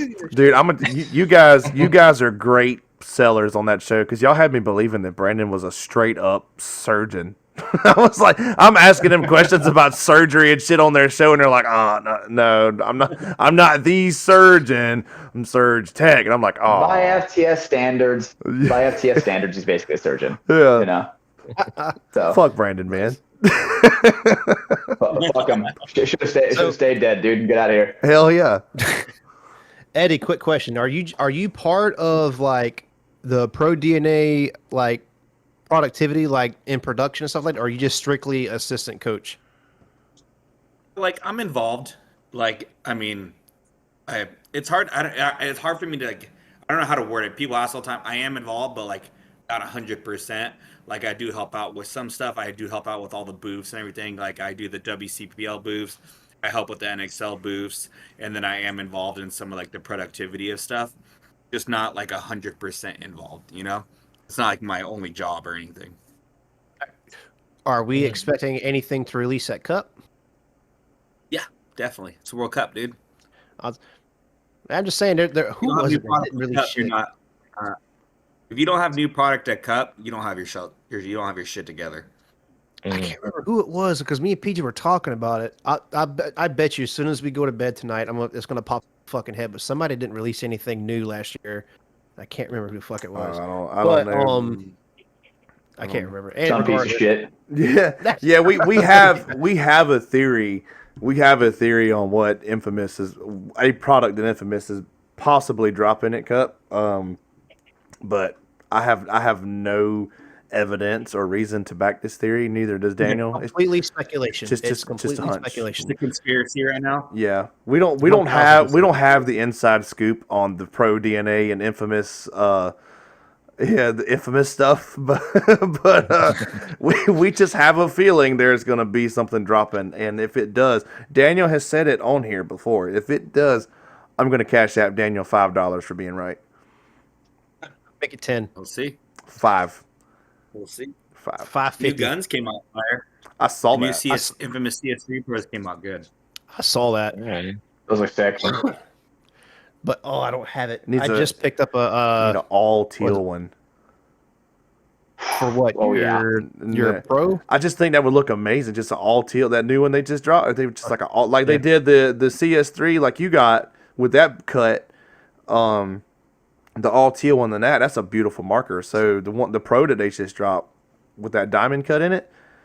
Could you imagine full teal? No two tone, nothing. Just teal top to bottom, black grips. Whew. Buy one and then go buy one from them, and then go get it off to get anode. I would buy. Advertising. I There you would. go. I would buy the cut that you have. I prefer that one. The aggressive. Just the infamous CS3. Oh yeah. I like the aggressiveness of the milling on that one more. Mhm. I don't think I have mine up here. Yeah, I'm not gonna go get it. He's got a whole ass A-bomb Timmy behind him, but he don't have his infamous CS3 anywhere in the room. Dude, this was my gem of finding other fucking paintball markers. So like this was something that took me how many years, PJ? Fucking like, Forever. 8 or 9. But it's so hard. It's so hard to find those guns unmolested. You know, every time you find them, they're like they're like spimmied out with a spider E-blade on the bottom of it and shit. And you know, when he came across that one, he was like, "Yep, I'm buying that bitch." And I was like, "You should." Yeah, in a heartbeat. They were hard to get when they first came out. Yeah, dude. Like, But only like imagine. the crazy part about it is like it's all stock. Actually, I take it back. This is an updated lever feed neck from like an older G. But like other than that, like there's no stupid CP reg on it, no crazy ass Nope. like other eye HP. covers. Yeah, man, none of that dumb shit. Yeah, Were that's you hard able to to find. keep anything from your excessive days, like anything specific besides jerseys or anything? No, dude, I was broke back then, man. You'd sell anything, dude. Oh yeah, Like, yeah. that was usually the story though, right? That's Like, me now. Yeah. Dude, yeah, I mean, you would sell anything you were given. You would, dude, just to survive an event, you would fucking sell anything. Yeah, that's a Yeah, lot of only those people. They don't. Yeah, they don't understand that part. Yeah, the jersey's the only thing I haven't ever sold. The pants. You got the Yeah, pants. just the pant. Oh yeah, I got the pants. Yeah, so Eddie, the quick story behind hot. the jersey that JT barbed wire jersey. When me, PJ, and TC decided to start playing like tournament paintball and everything, we decided to like get the whole matching jerseys. Nice ass TC. Yeah, I love it. Yeah, It pays the that bill. was a jersey that we picked, and our team was called Blind Fury. Because we But, were dumb and stupid. Yeah. Still have the email. Isn't that blind rapper guy's name? Fuck yeah, dude. You can't hit what you can't Yep. see. Yeah, we saw him on the rap battle. Like that'd be a cool ass name for a paintball team. Yoink. But that was that, and I have PJs, but that's about as far as it went. TC signed us up for a 3-man event that never made it past the that opening sucked. day. Like the dude had a field, set up a 3-man tournament. TC decides to sign us up and not even tell us, and then the field shut down before the tournament even kicked off. Yeah. Yeah, That's that's funny. rough. I still have that email, and I still have the emails from that event from 20 years ago. That's fucking Wow. wild, man. That's awesome. Is it on one of those computer monitors behind you? No, I can log into it right now. Listen, and Daniel, you'll appreciate this. So I direct contacted. And this is old school paintball videos, 300 feet per second. I Murder. in that video, yeah, 300 feet per second. They had one side red without a piece of paper was the song. You got cut off without a piece of paper. Yeah. Directly contacted them in like 2003 in that email. I still have it. Asking, where can we get this? Can we get this album? All that stuff. Oh my So god. it's just cool. Yeah, I'll have to find it. See if I can find it. I'll send it to you. TC's the only one that shows up to their concert. We'd like to thank Thomas for coming out tonight.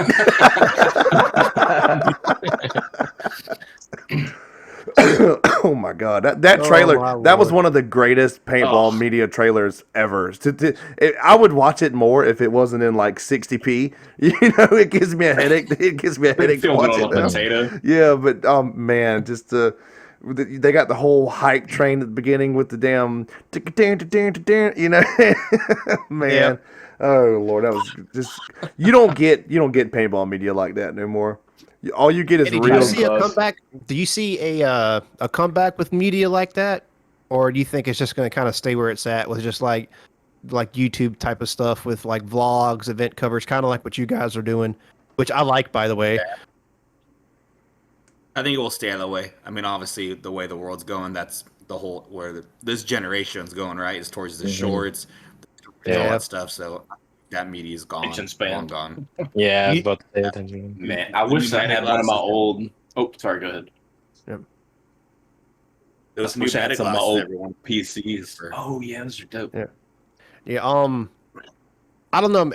A part of me thinks that with the nostalgia factor, with nostalgia being a thing, and especially with like old schooler ballers, I kind of feel that if that type of media were to come out, I think it would kind of slightly catch on for a little bit, but I think it would die out a little bit Well, quick, so to speak. you can I tap think they in. tried, right? Go ahead, my bad. That's I think they tried with the Hormesis thing, right? Hormesis and Alex Frazier, they did that thing. All that and, matters. I mean, yeah, it's probably good, right? But I mean, you don't see it, you know?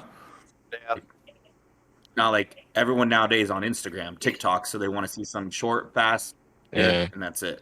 No one wants to sit down and for an hour and a half anymore, and that's why you see movies failing. Yeah, that's how we're programmed now. I mean, you could tap into that market, and that's what Hormesis did. They tapped into the market of people like us who love that shit, and it was an amazing film. Go Sports did, they dropped one at around the same time with PB Fit. That was an amazing long format media. But what does everybody have in their hand these days? It's a damn phone. Everybody's got a phone in their hands, and everybody's using their phone while they're busy. So the 5-second reels of people missing their hoppers on a reload is the media that you're going to get. And for me, yeah, for me, hot take here that everybody's probably a lot of people disagree with. I think that shit hurts the sport. It gives you engagement. Sure. It gives you engagement on social media for your platform. Like if you're the one that posts it, and people are like, "Oh, half the bullets didn't even make it in their gun," and I'm like, "Yeah, well, first off, you're stupid. Second off, reload when you can, not when you need to." But I just lost my train of thought. I heard a damn Discord beep. But Yeah, my bad. it doesn't highlight, like we need the 5 to 10 second reels of cool shit happening, not people missing their hopper. To me it just makes the sport kind of look dumb. I mean, we are dumb. We're a bunch of idiots. We shoot gelatin capsules at each other like retards. I agree. I think that what draws it in, especially with what is popular with the newer generation, is rage bait. It's like the fact that they're posting this and people are just like, "Oh man, like I have to comment about this guy doing such a shitty reload," right? And it's like, is that really positive engagement? No, it's just a bunch of random people, could even possibly bots. I don't even know how it is, right? But they just roast, right, about how he needs to get all of his paint bullets in his little pod thing, and it's like, oh my god, bro, like why even post those videos sometimes? Because they just look so weird in the community algorithm. Yeah. I got baited. baited. I got baited bad, dude. I bit that son of a bitch like, oh my god. It was one of Matt's videos, I think, maybe. I'm pretty sure it was one of Matt the Gym Rats videos, but somebody commented on it and they were like, "Oh, I don't even remember what it was, but it was like, let me guess." Reload. It was a reload, and they were like, "Let me guess, y'all go behind these bunkers and hide, and I would shoot you. I would one shot you with my Titman 98 back in the day." And I'm like, "Oh, you fucking idiot, you stupid piece of shit." Dude. Oh, dude, I big old bait on it. I jumped in that bitch feet first, like I was going down a water slide, dude. I was like, "You fucking stupid bitch! I would smoke you. Come to Savannah. I don't even play in Savannah. Daniel plays in Savannah." so look for him. He's just gonna get my ass beat. So look for him. So dude, our I feel that. Dude, our homie Mark was like, "Yo, that dude used to play. Like, he used to be like D2." And I'm like, "Get the fuck out of here." He sends me his old APPA, and I'm like, delete. Backtracking now, Dude, motherfucker. Oh, dude, I took that bait. I mean, like a fucking fish. That dude got me so bad. And I'm like, from now on, I'll keep my comments to myself. Fuck your engagement. I keep my comments to myself. Mm-hmm. You know, I'll never forget when we got Joe Barrett with a good rage bait. For April Fools, I did like a prank that I left DMG and joined a team from Texas, the D5 line, and we're bumping that D5 line up to we're bumping Oni from D5 up to semi-pro. And dude, Joe Barrett ate it up, dude. He's like, oh, I think that's actually a horrible idea. Like, I think the reason why it's a horrible idea is A, B, and C. And we're like, oh my god, bro, no way, he thinks this is real. And not Joe people are tagging at Joe Barrett, dude. Check the date, bro. It's April 1st. Yeah. Dude, and Joe Barrett will go into such detail and take so long to get his point across. It would have been Oh, dude, so good. So he's good at hitting the baitsters. So I love that dude. I love that dude so much. Oh, he's a great guy. Shout out Paintball Passport. Yeah, shout out Paintball Passport. Dude, we sent him a huge canvas. Excuse me. You know, his cat passed away. The Void passed away. Mm. And I had the horror podcast that I was telling you guys that I listen to so frequently. The guy that runs it is like a graphic designer. So I took one of his pictures of the Void sitting on his gear bag, and I was like, "Hey, can you just put this cat's eyes and nose and maybe whiskers like on a black background?" Because, you know, the whole purpose behind the name is he's so dark. If he goes into, like, if he lays on the black couch, he's, you know, he disappears. He's the Void. And dude, he sent me the picture, and he was like, something like this. It took him like a day. And I was like, oh my God, dude, that is perfect. That is exactly what I had in mind. And I was like, what do I owe you? And I told him why I was getting it done. He was like, you don't owe me shit. So I had it printed into a canvas and sent it to him. And, you know, they were across the pond, doing the Team USA stuff, and when he got home, I guess he found it, and he was like, "Oh my God, dude, thank you so much." But you know, we're huge Joe Barrett fans over here. Got nothing but love for that dude. I was actually telling him how nice that came out. I didn't know you made that for him. Yeah, that came from us. It came out really good. Yeah, that's awesome. I wish that I was the one that designed it. I had the idea, but I couldn't put the idea on. Yeah, I couldn't put the idea on the screen. Yeah. That's dude. Let me tell you, first of all, dude, guys, episode 100, dude. Yeah. Oh my 100. God. Now you're at the point you guys can say whatever you want and not fear of getting canceled. We do it anyways. Whatever you want. So let it rip. We have not gotten rip. canceled yet is a fucking miracle. Because I know, like, I am like the number 1 protagonist on saying some like catchy shit on this fucking show.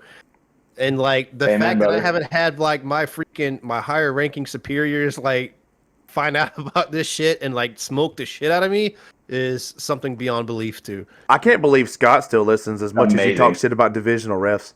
I don't listen to when I'm driving. In the background. Skip. Yeah. Damn, is he still talking? Skip. At least you guys don't do like the pre-ads at the beginning. That got me so annoyed during the PTG. It's just like, come on, okay, let me skip the first 5-6 minutes. We were doing it for slide. Oh, wait, yeah. Bro, I just had to start doing it, dude. Dude, let me thank my show sponsors for a second, guys. Dude, Hatch, I had an idea I was gonna run by you guys, even though it's not my show. Stay in your lane, bitch. But no, it's here, bro. It was before. Of course, it was before Ryan left because you guys had 3 sponsors. Okay. It was Nectar, Welts, and remind me of the third one. Hormesis. And so I was like, damn, you got 3 sponsors. You have 3 hosts. Why don't each one of you do a read off instead of Ryan exacerbating all of his breath in the read off? But Ryan's no longer. Now it's my turn to exacerbate all my breath. Yeah, I think maybe he's out of here, dude. You and Brando should maybe bounce back and forth on that. You know what? That makes complete sense. I'm gonna have him do it, and he's gonna be like, "Oh man, hell no, dude. I like my lane." He's gonna sit here like this. I like my lane. I'm sitting there, shutting up, googling stuff when I'm told. You know, that's his job. But Yeah. he's definitely stepped up, and I'm grateful to have him. Seriously. Yeah, because I would do the So- same thing Scott was talking about, like, because I mean, you heard it once, you've heard it a million times. I would just bam, bam, bam, bam, bam. 30, Yeah. 30 or 40 seconds. My horror podcast that I listen to, they do the same thing. Bam, bam. Mhm. We have like a 10 or 15-second infamous thing on our YouTube. I'm sure people just, I threw it right there in the start. If they're lame, they skip it. But anyways, so I did when we were sponsored by Slide PB. I wrote out, like, it was a 1-person company doing headbands and things like that. And it was just kind of like, at the time, it was like, I like what you got going on. He likes what I got going on. Hey, let's kind of work together. And we just we come up with like a discount code. He sent us a care package. He sent us some shit to give away. And I was sitting here one day, and my kid was in daycare, or pre-K, whatever you want to call it. And I was just like, I want to do like a product read on it. And I didn't even consult him or nothing. I probably should have, because it was his product. But I was like, whether you're looking for something, subtle or flashy, I just had this like 2-paragraph read off, and Daniel was like, "You wrote that?" I was like, "Yeah." I was like, "Yeah, I did." Slide into your new paintball gear today. Yes, and I should have. I was like, fucking. all right. I should have coined that clever. shit and copyrighted it. Yeah. But It yes. was clever. Dude, I feel your Thank pain. you, Scott. Thank you. Yeah. It was very clever. I'm so underappreciated around here. Eddie, I got another quick question for you, man. For this past tournament, dude, y'all played what appeared to be like the best y'all played all year. Yeah. What did y'all change anything in preparation, or did the layout just essentially work out in your favor, or was everybody just like super fucking hungry and ready to fucking get that dub? I think we're just finally starting to connect. Obviously, we had a bunch of new players at the beginning of the season. We have Rob, Trevor, Velez, Nate. So you're basically bringing on a whole new line. So it just took a while for us to connect, and the guys are actually starting to gel, play more paintball together, and the layout really helped out. That was definitely what could have been. It was a slow layout, but the style we were playing was a little bit more aggressive, and that's just infamous paint. Mhm. So. Dude, But I Sam think played fucking lights out, man. Sam's a Sam's a beast, baller. man. That I like that. yeah, that I like is that guy. that guy is hands down. I mean, I don't know how long he's going to be in it or what, but he could be probably one of the best paintball players out there. Easily. Yeah, he's just naturally gifted, naturally athletic, and it's crazy to watch. But I didn't know him until I came on Infamous. Like, when he got picked up, I was like, "Who's this guy? Who's this dweeb?" And then when I watched him play, I was like, "Holy shit, man!" Like He this came guy. from Level, didn't he? Level up. He came from Yep. Yep. and he wasn't a big name on Level. But No, he wasn't. And like you saw like Shonauer kind of show off a little bit on Level and kind of stand out a little bit, but like I'm not gonna lie, man, I really didn't know. Started playing for Infamous and then started standing out a little bit. Tell him to teach Zach a few things or two about survivability. No, I'm just kidding. Wow. I'll edit that I like part giving out. Zach a hard time. I like giving Zach a hard time, but Fire. but it seemed like y'all were extremely dialed in, and y'all just had it clicking, and y'all looked hungry as hell, and it was super awesome to watch. To where y'all just started like molly flopping people off the fucking field. Yeah, I mean, obviously we haven't had the best season. We haven't had a great season, and everyone knows it. And everyone's working hard, and it just takes a while. When you have 4 or 5 new guys as a team, it doesn't just click, right? I mean, it shows like we even pick up superstars, right? We see these teams build superstar teams; they don't connect right away. Yeah. So we're finally starting to gel. I think World Cup's going to be our event. I'm super excited to see y'all at World Cup, man. Like, cause it's different than seeing it like on the webcast. Actually going to Cup and seeing it firsthand, you can kind of feel that emotion coming straight through the net, and like the aggression. 100%. Dude, it's an awesome experience. I kind of wish TC could go down there with us and experience, but I'm super excited for y'all, man. I think y'all are gonna basically give everybody run for money at Cup because y'all seem to everything start like to have the gears rolling and everything.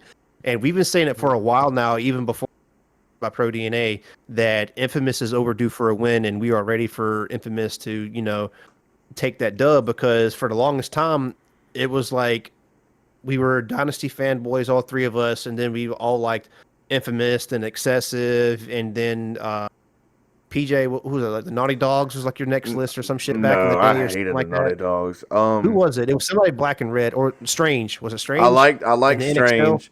I liked Yeah. Strange, and then when I got back into it recently, I was a Heat fan until this past season when they disbanded, and I was like, you know what? Maybe I don't like Heat all that much anymore. I learned that I was more of a K-Fed fan than a Heat fan. Valid. We definitely have the roster to do it now. Like picking up Trevor and Rob and Nate, those are all huge pickups. Trevor and Rob are two very smart players and two very great paintball players. So picking them up was huge. It's just once we get all on the same page, it's going to be nasty. Yeah. You can tell. You can see it building on the field, and which is awesome, man.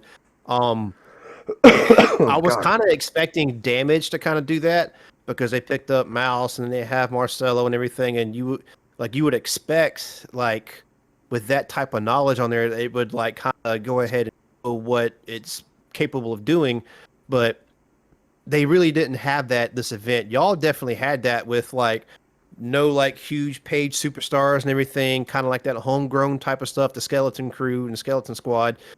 It's awesome to see that like actually unfold and start moving forward.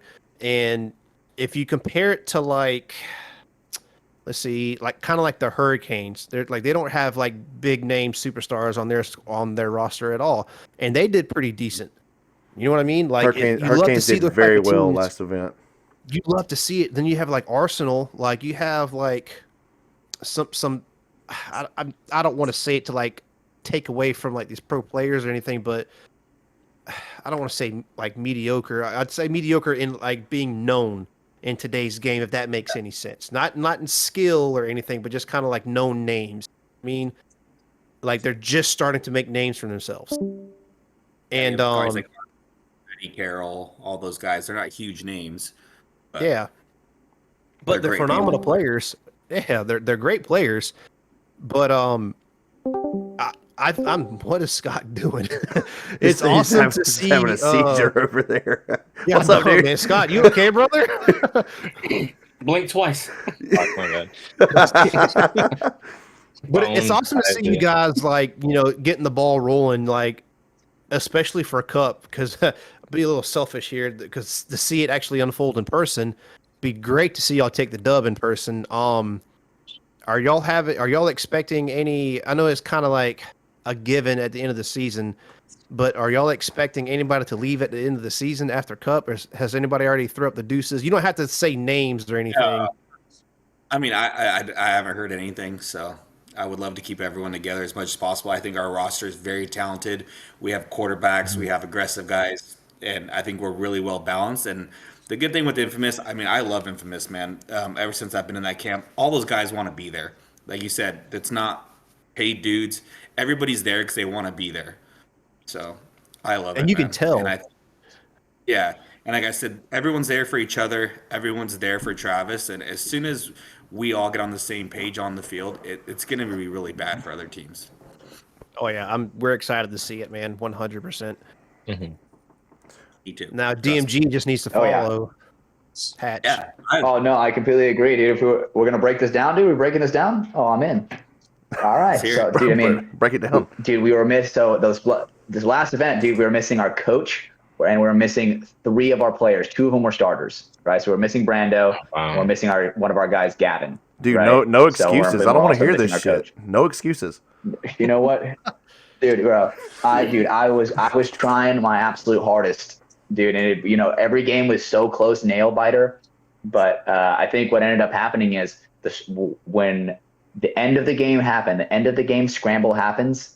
I think we were just on the bottom side of it, where it's like it could have gone either way. I think there were some situations where we set ourselves up for success, and then they hit a good shot, which, because everybody in semi-pro is a good team, it is possible of hitting that shot, and they beat us on a certain there was 2 times where it actually came down to a 1-on-1, and one of our guys didn't know where he was. The guy goes and hits the buzzer. Another one where I think it was like a 2-on-2, and the guy gets shot sloppy. So now it's 1-on-2. Guy shoots guy 1-on-1, then gets shot, and we lose that game. So it's like we're losing 2 games like that to like really close nail biter one-on-ones. It's like, dude, it is defeating. But it's like we're so close. We're right there. And let me tell you, losing a 1-on-1 in a tournament, dude, our coach Chim will make us. If you lose a 1-on-1 in the tournament, you have to run. Not like the actual gauntlet where you're like running and people are shooting at you, but you basically have to play the entire team in 1-on-1s back to back to back. Like, dude, you will be exhausted. Like you're basically playing 20 1-on-1s in like an hour. So you're doing like a Hormesis duel. That's what they. Yeah. I mean, it's actually pretty crazy. Capital Edge is actually setting something up to where it's like a drill, like Hormesis, like short field like that. So I'm actually really excited to get my hands dirty with something. I think it would be sweet. I'm excited. Yeah. Yes. That'd be dope. Yes, I think that's definitely what we need. I do want to drop. Like looking. Oh, go ahead. Go ahead, Eddie. So Hatch, like, I mean, I'm a big fan of Chim, dude. I've known Chim since I was like 13 years old. Looking from like an outside, like, and when I talk to Chim, you guys are just steadily getting there, right? Like, besides the last event, progress has been, 10% better, 10% better, 10% better. I love watching you guys play, man. I think another season, I think after this season, next year is going to be your guys' year. If you keep everyone together, your trajectory, like you guys are growing in that percentage-wise, that's going to be fucking dirty next year, dude. I agree, and so much of us are learning. Yeah, you guys. Thank you, bro. It's so much of us. Yes, and that's another thing where that is a huge jump. And I mean, people are obviously talking. They don't like, oh, dude, they're jumping way too high for themselves. But it's also you have to remember, right? Like we had a guy. The team just got relegated, so we had a guy who was pro and a bunch of D3 guys, right? So it's we're obviously meeting in the middle because it's like we're like, okay, we could play D2, but then we wouldn't be able to play with Marv because he has a pro rank, right? But we're just like, okay, if we all make that jump up, we can use that kind of elder grace from Marv from being pro for so many years to try to trickle down that information to us as fast as possible. And he's definitely all of us are learning so fast, and it's so insane on how fast the game of semi-pro ball is. It's insane. Y'all just need PJ Snake God in there, and I think y'all might be. I can really get in there I can get in there and shake some shit up. Literally, like my big ass will shake the ground as soon as I hit it. Yeah, I can make that happen. Real quick, disclaimer. Dude, that's enough distraction time. Yeah, disclaimer. Eddie, you have been here since the start of the show, dude. Dude, please do not feel obligated to have to hang out all night. If you have to go, we're good. I have no idea how long this is gonna roll. So if whatever you need, if you got to dip. When my wife gets here with my dinner, then I'll dip. Yeah. I don't want you to feel like, damn, I hope these guys wrap this shit up soon. I don't know how long it's gonna be. Don't worry about it. Yeah, dude. I mean, DMG was the first pro team I ever coached on my own. So I coached the last event they played together, World Cup. So like, I have really big for DMG, especially with Chim, and I really like Brandon and stuff. But I'm excited for you guys, man. I can't wait to see you guys like in that top tier bracket and back in the, if you guys want your goal back to the pro again. So. Oh, 100%. And I've always been the guy that seeks out the hard teams. I don't want to make Sunday off of playing these fucking cockamamie teams from Europe that suck. You know what I'm saying? I'm trying to make sure that I'm having the hardest possible teams in my bracket. It's like. Yeah. I remember like when we first joined semi-pro, PB Fit was still semi-pro. I was begging for a PB Fit match. Never got it all season.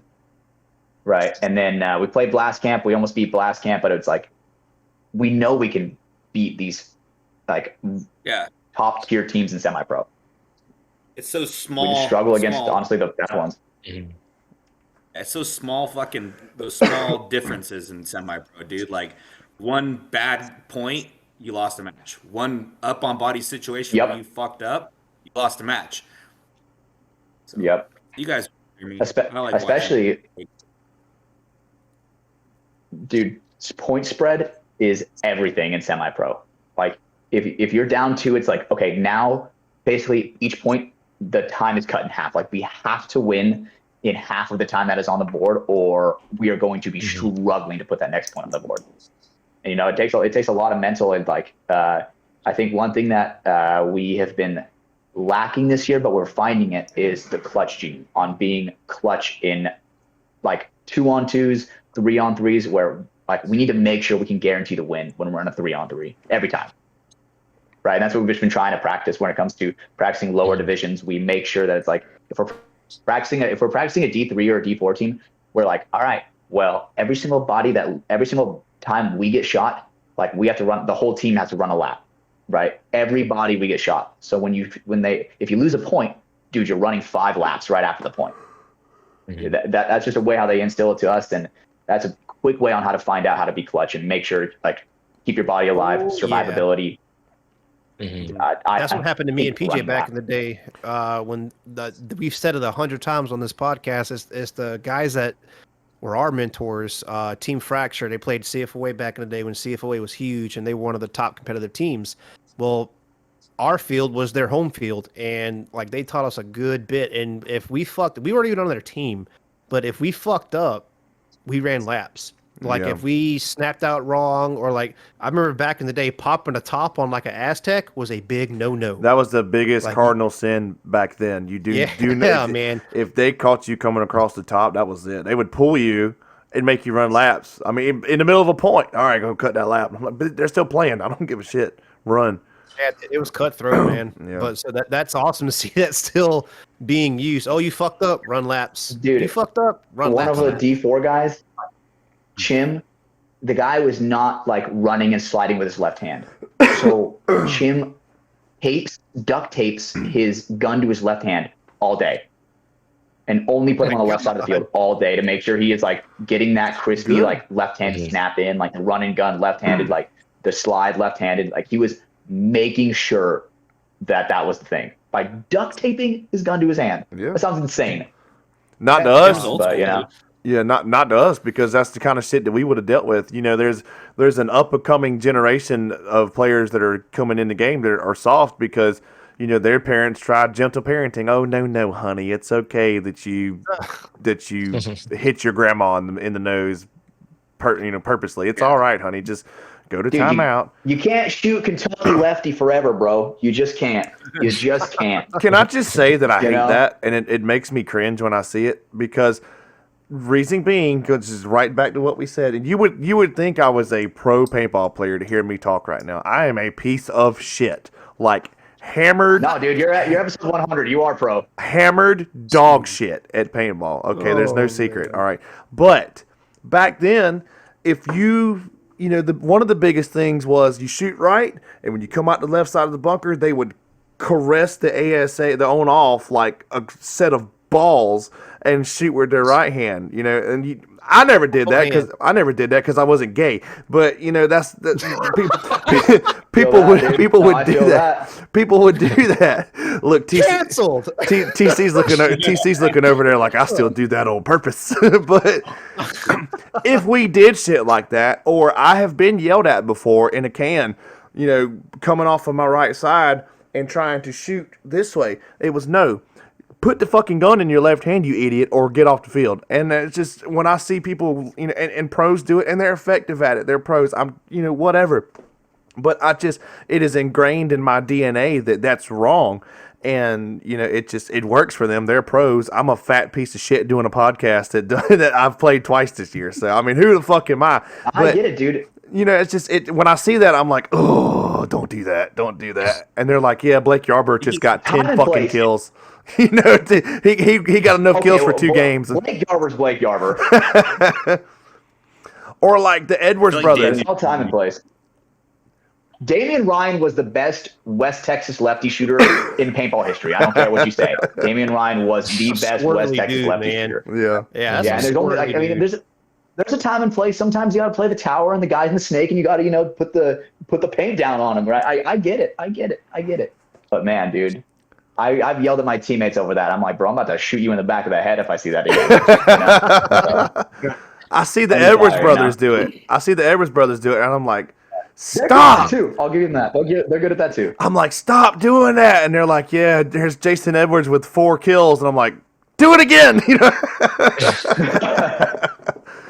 Hey, do y'all have any like hardcore no-nos for like Infamous, like anything of that nature, or just like technicalities like throwing away a 3-on-4 or some shit like that, like up body situations? So Infamous has always been known as like a hyper aggressive team, and it was just like part of that was part of the downfall was that like closing points out smartly, and as a team like losing. We're really working hard to make sure we're winning every point where we're up on bodies. The points you should win, have to win, especially in pro paintball. The points that are given to you when you're up on bodies, if you don't win those are the points that come back to bite you in the ass, dude. And those are the points that at the tournament. So we're really working hard on up on body situations and winning those points. So those are our big no-nos right now. Losing points when we're up on bodies. You know, like funny story is when I coached DMG at World Cup, the last event they were pro, we drew Infamous in our bracket, and we had discussed what we were gonna do. And Thomas was on the team, and I've watched plenty of Infamous matches because of Thomas, and I'm like, listen, these guys, they fucking run wild. You can literally lock down the field, give it a minute, they're gonna get bored, they're gonna run into your fucking guns. And sure enough, we beat them. And talking to Tom, he's like, what was your game plan? I'm like, you guys are doofuses. Like, as soon as a minute goes past, you get bored, you start running through. Like, especially Thomas, he does that, you know? I'm like, and we're just going to chop you up as you come through. And we ended up winning it. So that's what we're working on right now. Nice. And also, too, is you were talking about the old school paintball mentality of training and everything. So I just recently started coaching a team called California Patriarchs. They're local to our field. They play the WCPL. They play D4. Dude, shout out to Mike Ryan on that team, bro. Shout out to Mike Ryan. I know he's there. They're number one in the division right now. And they started this season. I didn't coach them. They asked me later on as the season went on, like, hey, we need a coach. What's it going to take? Whatever. And I wasn't sure if I was going to do it. So I watched a couple of their practices, and they train very old school. They're there at 8 a.m. They do an hour of snap shooting on spools, which you don't see really any teams do. Every practice begins with an hour of snap shooting. Then they do their drills. They do laps after every set of drills. They have to run a lap or two. And I saw that work mentality, and I was like, man, that brings me back to like how Rich used to run things, because that's what we did with Rich. It was all drills, all fundamentals, no scrimmaging until the weekend before. It was all fundamentals. And so I took them on, and I mean, I'm super happy with their work ethic. It's just paintball back then was so different than it is now, and the kids back then were so different, and now it's just changed. But those guys are very old school mentality, and I love it, dude. That old school is like where it's at. I'm sure Chim runs you guys part of the same way. 100%, right? Like if we lose a up body situation where we have the 4 and they have the 3, and we lose that, oh, dude, we're running 2 laps. You know, it's like the laps are a quick way of making you remember how much you hate making mistakes. You know, so it's a great accountability that tool. old school paintball. Oh yeah, especially when it's like, I mean, I'm a throw upper, bro. So you get 3 laps in a row right after 2 points, bro. You get that gag reflex going. Dude, I do, and I'm like, oh shit, boys. It's all in the stash my and lap in a shit. second. Oh, hundreds of times. Hundreds of times. So that is not new. Oh, hey my Scott, God. for some of your content, you should follow what Hatch's teammate had to do with taping the damn gun to his left hand. Just tape the gun to one of your hands and put that, put your helmet cam on or whatever, and see how that goes. Y'all keep it going. I gotta go Would be check on my kid real quick. Would be I interesting. want to pick up the meta glasses, bro. I'm honestly thinking about biting the bullet and picking up some meta glasses because, dude, that is advancing the game of paintball so much. Because how often? Trevor has them. They're nice. They pop out the lenses so you can see perfect when you're playing. Plus, you don't get fog. That was a huge thing with the glasses is fog, And Randy Stanzak said that where, yep. Go ahead, Eddie. Sorry. Yeah. No, you're good. They pop out the lenses, and dude, the content that comes off of them, it's awesome. How long can you record for like one clip? I think it's 45 3 seconds. minutes? Oh, is it 45? I was wrong. I don't know. I think it's longer on the new ones. Yeah. I think Rainey said it was a few minutes. Okay. I do know you can live stream from them, which is sick. Can you Yeah. really? You know, Because I've, I mean, I've done I saw zero Randy- fucking research on these things. Damn, I they might just have came to- out with look at them. a Gen 2, and the Gen 2 actually looks like a severe upgrade. Like they definitely look a little like a slightly beefier. So apparently, I mean, Randy Stanzik was talking a little bit about it, where there's going to be a heads-up display on the lens, right? To where if you're I think point was brought up to where if you're live streaming, you can see the chat. You know, Yeah. someone's comment, oh, back left in the chat. You know what I'm saying? Damn, Right? that's So crazy, dude. right. So I mean, I also heard he could hear because the glasses talk to you. Yeah. He could hear when like someone would like and a little ding would go off or someone would comment. It's just little things like that where it's like he had to deal with all those like little distractions. Damn. So- Do y'all Eddie, do any of y'all run that for some of your vlogs for like event practices and stuff like that for what y'all doing on YouTube? Yeah, Callie has them. I don't know if you I noticed thought his so. Instagram stories. Yeah. Reeser got a pair, but he doesn't. I don't think he really posts much. But he got a pair. Travis has them. Yeah, everybody's gonna get them, dude. I think those are gonna be huge. Dude, talking- human dash cam, bro. Yeah. Like backtracking a little bit with talking about like media content, like with how y'all are doing like the event vlogs and stuff like that. EQ. I went I love DQ. I went to Arizona for a border mission in April. Yeah, in April, and I had a lot of downtime. And what I was started picking up when y'all started releasing those event vlogs, that was great to see how like the inner work prepping for certain things and how events unfold with them and everything, and kind of like how just seeing how everybody interacts, that team cohesion, and just how it is at the pro level. I think that's great. I think that's very great for like younger viewers to see and have something to strive for with like seeing like that camaraderie and so on and so see that grind. Because for us, like for me, PJ and TC, it was seeing stuff like Dirters 300 feet per second, seeing the team huddles, people getting overshot and shit like that. That's what really drew us in. Now, like we said before, many times, everybody has one of these at their almost all the paintball content they want. You literally have a PC in your fucking hand.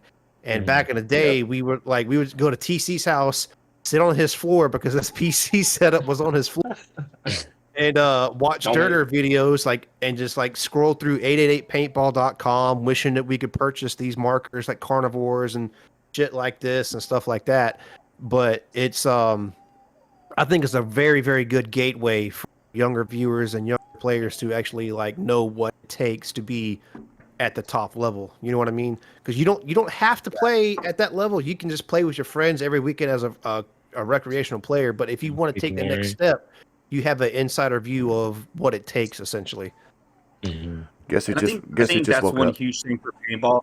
Paintball's lacking for people to connect is you want to be able to connect to that team or that person that you're following, right? Like every sport has their player that they're connected to, right? Like you may not like the team, but you like that player, or you like the team, and you have that emotional connection, right? So us doing the vlogs will allow people to see the team grow, see the behind the scenes, and have some kind of connection and a story to follow, right? How are we doing the season? Let's go back and watch it. How's my favorite player? What do they do? I don't know. It's hard for me to word, but you know what I'm saying? Like that connection you get with that player or that team. So the vlog that DQ's doing for us really helps out a lot. I dig it, man. I wish more teams would get on that, that bit and do that. I'd really, really enjoy it. I agree. I liked when they did the Reckoning. Dude, the Reckoning is one of my awesome. favorite things to watch. And I think what DQ is doing is replicating that very, very closely because we need it, dude. We need that. We need the emotional parts of where it's like right after it just loses. Like, dude, we care so much about the game, especially when we're competing, dude. I mean, I'll be honest, dude. At the last event when we lost that last match, dude, I had tears in my eyes. Right? People need to see how much it actually is a mentally mentally strain when you lose. Yeah. Because obviously there can only be one win and there's 19 other pro teams where it's like if you're filming 5 of the pro teams and you're making like a 5 series reckoning, because that's what they used to do. They did one with like Damage, they did one with Heat, they did one. I'm pretty sure they did one with Vicious back in the day, Dynasty. Right? Yeah. Like I just don't. They need to be doing more of that. Genuinely. Yeah. I think that emotional connection, like you were saying, is huge, dude. Like once you get that emotional connection, you're like more involved. You're kind of entrapped in it. Like the Reckoning series, you see them lose. You see all the emotions that come out when a team loses or wins. You want to be involved in that, and that gets like me hyped up. You know. For sure. Like I remember this one clip where it was, I think it was the Ironman Reckoning series, where it was young A-Rod and Mike Hinman, and Mike Hinman straight put his hands on A-Rod, like grabbed him by the shirt and is like, "How bad do you want this?" and like shook him. And it's like, dude, like that is a coach who cares so much. He's like, dude, like, do you want playing time? Like, you know, especially when you're willing to like, I mean, put your hands on somebody. That is like, dude, do you care so much? That sounds a little abusive, but you know what I'm saying. You know what I'm saying. Do that nowadays because everybody's soft as baby shit. But you see it. Like I could go ahead and give you an example of some of our local teams here, where the more experienced guys will be trying to say, "Hey, don't do this. Do X, Y, and Z." And why are you telling me this? And they throw a hissy fit, and then like you have some people that are just like, I guess you could say like passionate about it. Hey, what are you doing? Like they raise their voice. I want to scream and everything. Kids up and be like PJ, but like they get butthurt about that. Like, oh, I don't want to get cussed and yelled at, so I'm not going to play anymore. Like, dude, you would have not survived in 2005, 2004 paintball when it was like 15 DPS. with my divisional teams, because so like I said, with Infamous, I'm not teaching them to play paintball, right? Like they all know fucking paintball. They play better paintball than you can ever think of, right? But with my divisional teams, I am teaching them the fundamentals of paintball. So I coach them very emotional. I'm a very emotional coach. So like I'll scream, like, and I learned from Rich, Mike Hinman, all those guys, like are the guys I grew up under. So like that's how I coach my divisional teams, and I call the names and I yell at them. When I come to coach a team, like with Patriarchs, when I sat down with them, I was like, listen, you're going to hear me call you names. You're going to hear me call you retard, stupid, dumbass. But it's not because I'm mad at you. It's because I know that there's better in you and I want that out of you. And that's just how I'm going to word it, you know? And I'm sure like Chim does. I'm sure Chim yells at you guys. For sure. I mean, that was a good lesson that Dave Baines taught me when I first joined the camp. He's saying, listen to what I'm saying, not how I'm saying it, right? To where it's like when the tone of something, you know, people get so upset by tone, you know, but he's obviously saying it to help you out, you know? So I definitely think that part of that emotionalness is, you know, when I see my coach, when me and my coach lock eyes, dude, I can see the emotion behind it because he believes in me. And if you're not getting that from a coach, dude, you need a new coach. You know, your coach needs to be emotional. Your coach needs to be about the game. At least in my opinion. That's how I feel too. Yeah. Absolutely. You can't take it personal. Yeah. You have to understand from that other side that if somebody's invested and somebody cares, they're going to give you that emotion. If they don't care, they're going to let you do whatever. Yeah, they're kind of if tempers are not flaring at practice, bro, your practice is probably ass if tempers are not flaring. Eddie, it's been awesome. Thank you so much for your time, man. So I appreciate you guys. I'm going to enjoy dinner. It was nice seeing you. I'm sure I'll see you soon. Absolutely. 100%. Yeah. Cool. I'll talk to you. Thanks for having me on. Seriously, I really appreciate it, man. Absolutely, man. Thank you. Take a look in your DMs. We're going to send you we'll get your address and we're going to send you a shirt. And make sure you come say hi at Cup, yeah? Oh, obviously, man. We'll be there for sure. Cool. I'll see you guys then. Talk to you guys later. Later, man. So Scott, you gonna say anything now? I'm fucking with you, man. It's just a lot going on. It's some of the things that you guys are talking about is kind of before when I got into paintball. So I know some of the reckoning stuff. That was for me like college. I kind of was watching all of those things as much as I could. And then like you're talking about like some of the autocockers. I've shot an autococker, but not like back in the day autocockers. Yeah. So Oh So- yeah. I feel the that, timer brother. wouldn't fire with it. People, I'm but like, Yeah, yeah, maybe you trying to autococker stroke my wouldn't auto. shoot. What, bro?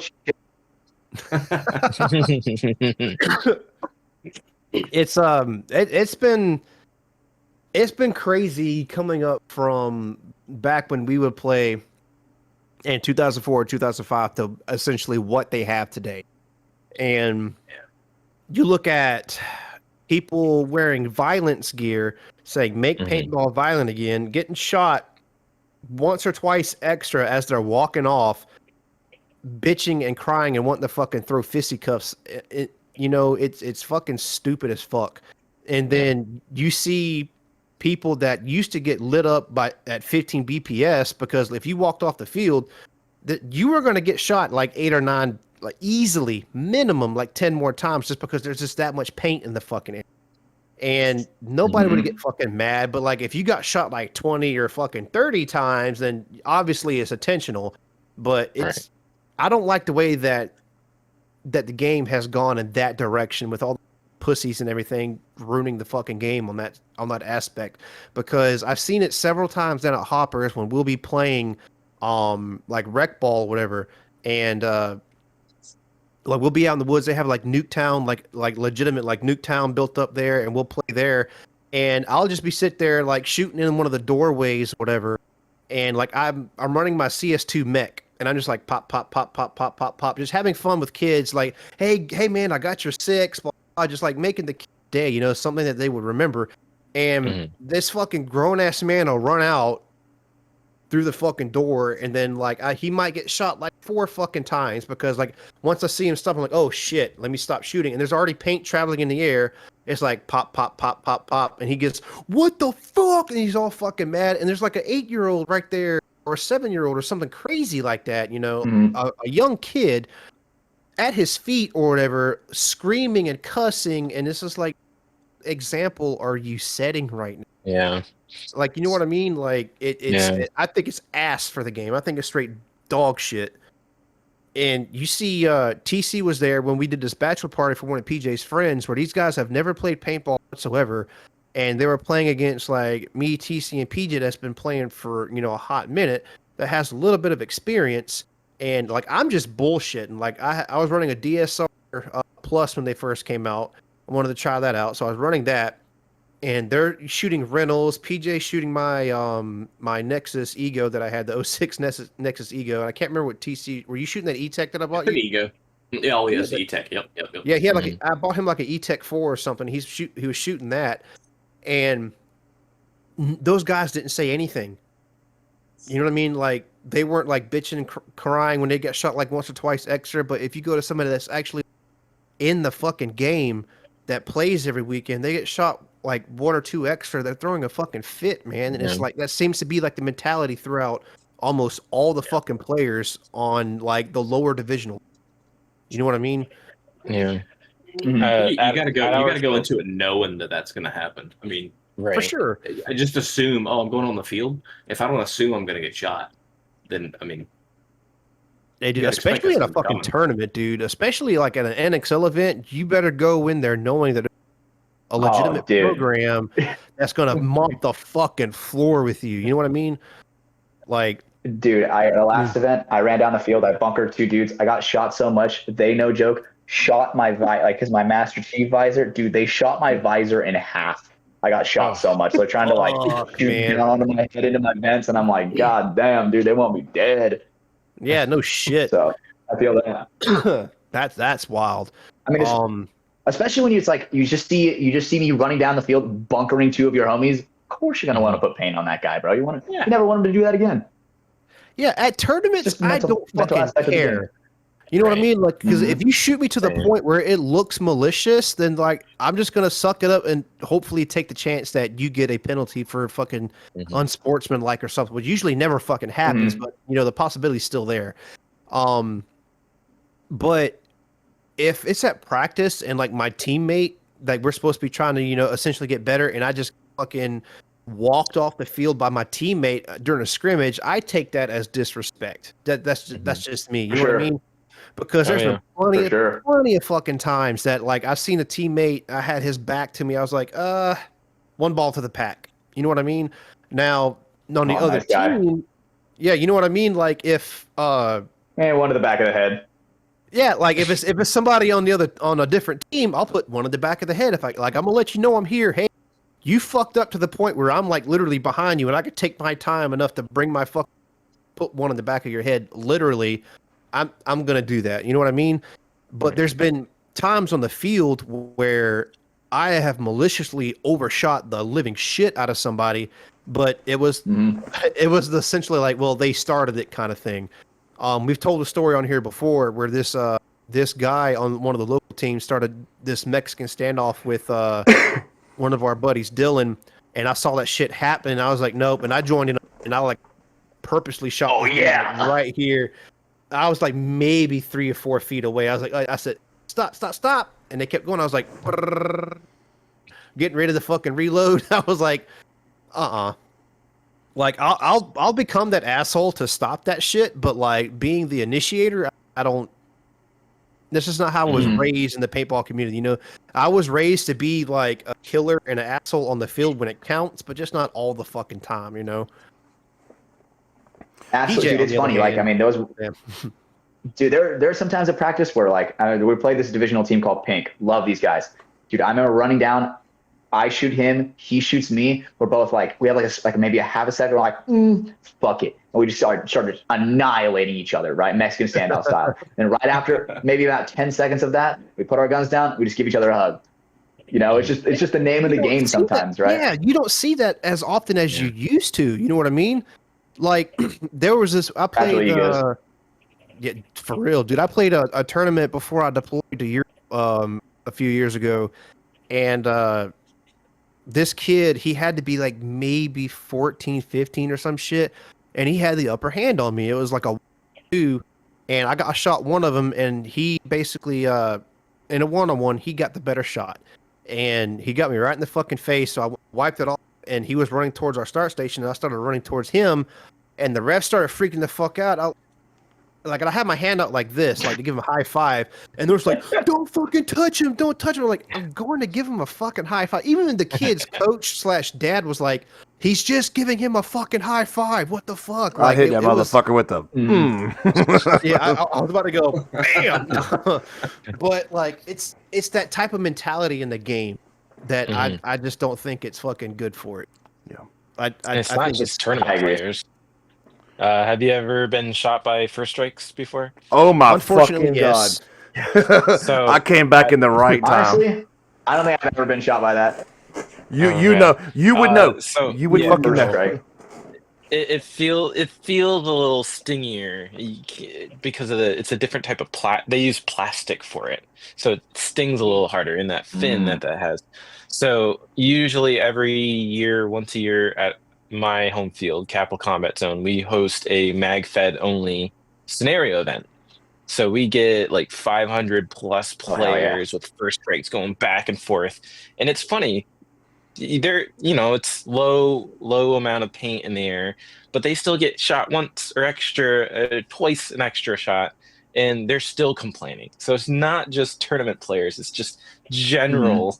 Of just players in general. I would complain. Community as a whole. I would complain if I got shot with more than one first strike too, because fuck those things, dude. It does sting, especially in the neck. Patch, let me tell you a little story real quick. Bro, time out. I shot Daniel with a nickel. Time out. Time out, players. I went to this fucking scenario game with Daniel, a dude named Dylan, my best friend Josh, and we're like in the open. There's some like fucking like 250-gallon water containers that are in like the middle, the plastic containers in the middle bins or whatever. And I just hear this like, shoo! I said, "What in the hell was that?"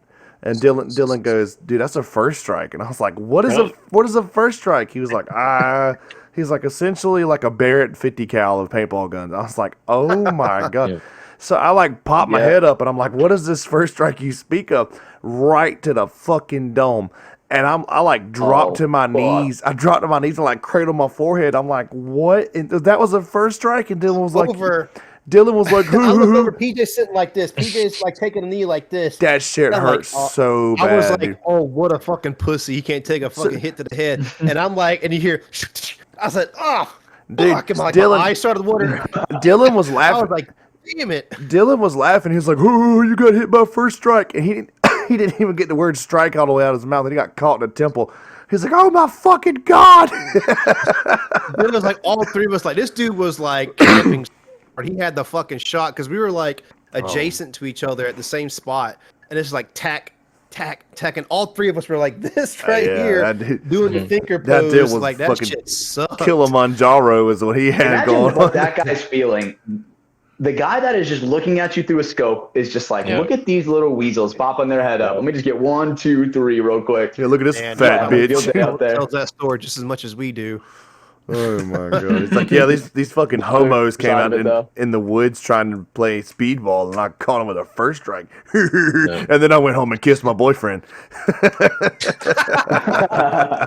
Oh, by the way, PJ, Eddie said thank you, but because of my comment about Zach, he said he was the best with our podcast, but we are no longer sponsored by ProDNA. Yeah, I figured. I literally just shot him a text message. I was like, dude, I'm so sorry. My 6-month-old woke up. I started telling me I went in there and beat him for waking him up. God. No. I thought you were about to say, I'm so sorry for my fucking autistic older brother for saying that shit. No, I'm watching my man on the camera now because he wasn't quite ready to go back to sleep when I laid him down, but the show must go on. So, Scott, what are you doing next? Anything different for next season, man? Are you going to start making more content, or are you just going to kind of do what you're doing now and kind of keep a steady flow? Kind of do what I'm doing right now. Maybe change the editing style, experiment a little more, and try to make it better. Yeah. I don't really have any intentions right now to do long form, especially on YouTube. I did that in the past, and now it's just like, with being monetized, you have to be careful about music that you put in. It can't be a copyrighted music. It has to be from the YouTube library if you really don't want it to be like flagged for anything. And all that shit. Yeah. So it's just best right now. And I used to do the copyright free stuff, and even if you use that stuff, some people have some type of right for it already, or they purchase it from something else and they already get it registered or whatever. So even though you do use that copyright free thing, somebody else has it, and then it dings you, and then it just ruins the whole video. That shit bums me out because we've talked about long form content on this show and this episode, and like I have these ideas in my head. This is how my stupid ass brain works all the time.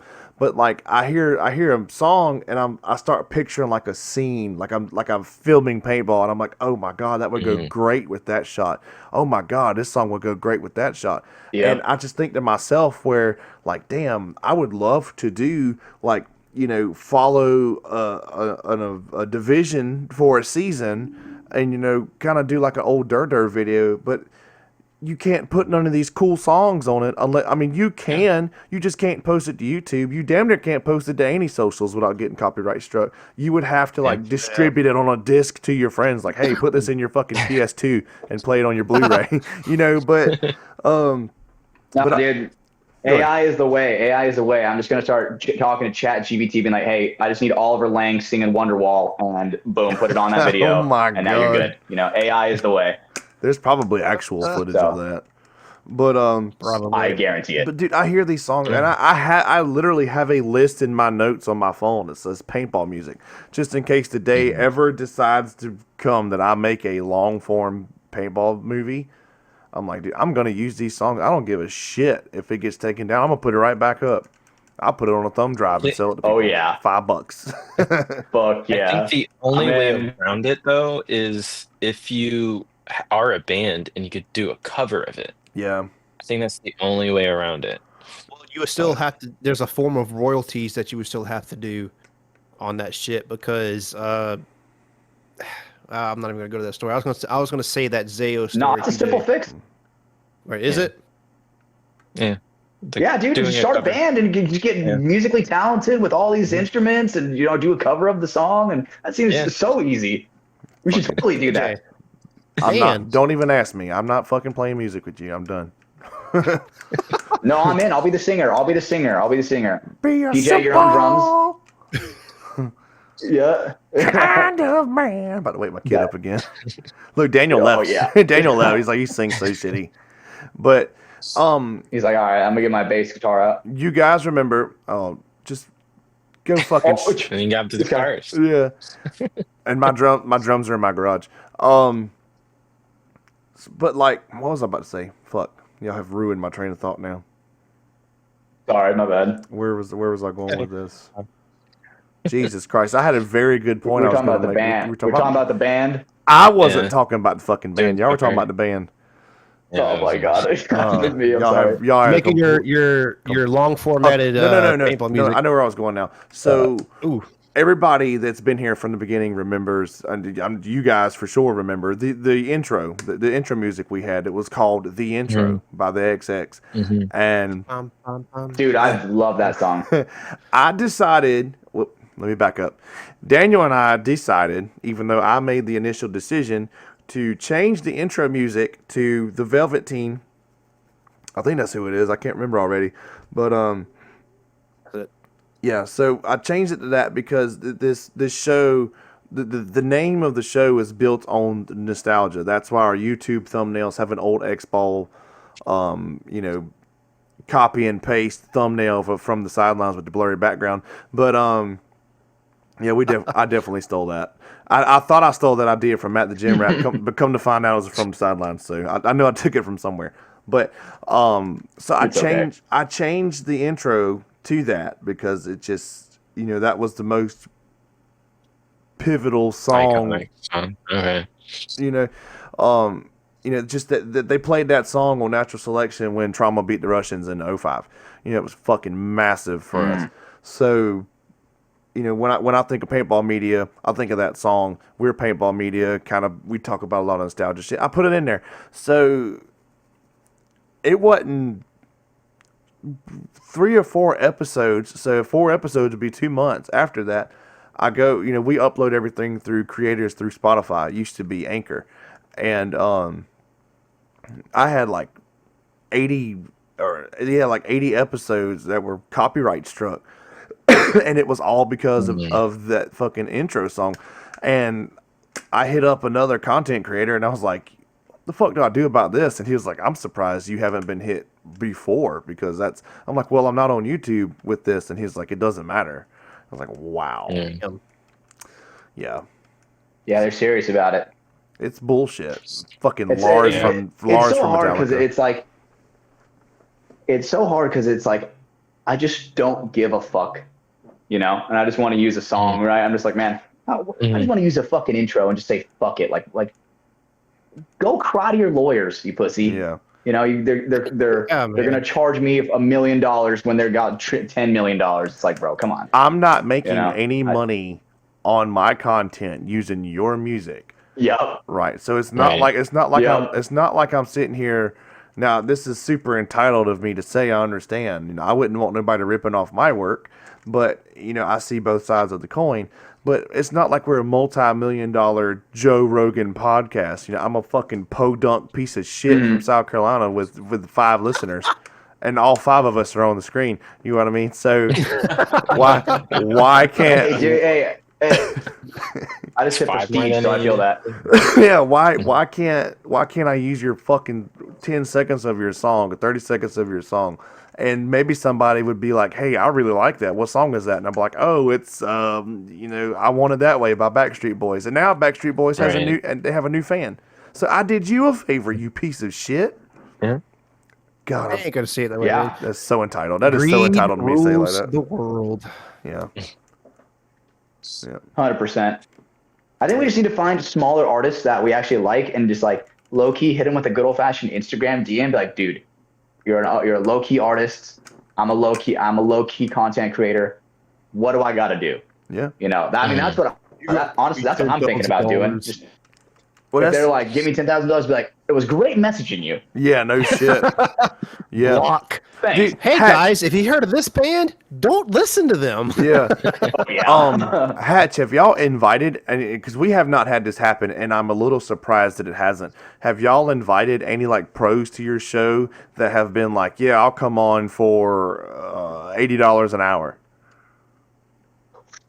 Honestly, if that ever did happen, oh, dude, I'm exposing their ass. I'm gonna be like, are you fucking serious, bro? No. You are not hot. You are not hot shit enough for that. You are not like nobody is hot shit enough in paintball to do that. No. Yeah, I'm surprised. Genuinely, right? Obviously, I get it when it comes to coaching and having like coaching calls with a guy Oh yeah. to convey his knowledge. Bro, we're talking on a podcast, dude. Come on, Yeah. right? You could at that point just say no.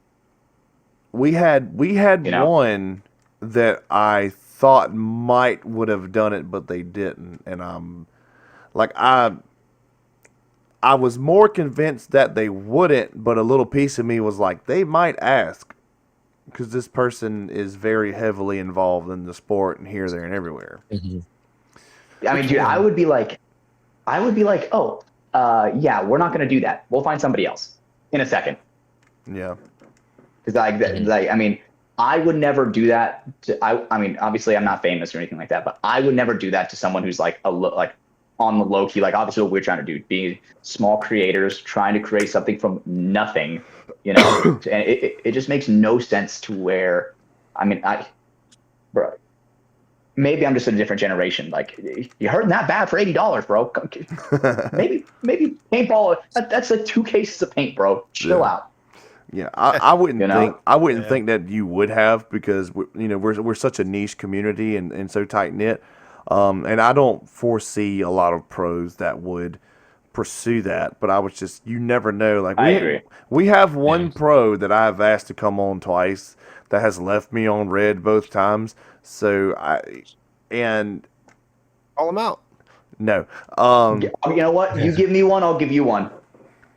I've asked Connor Kelly to come on this show twice.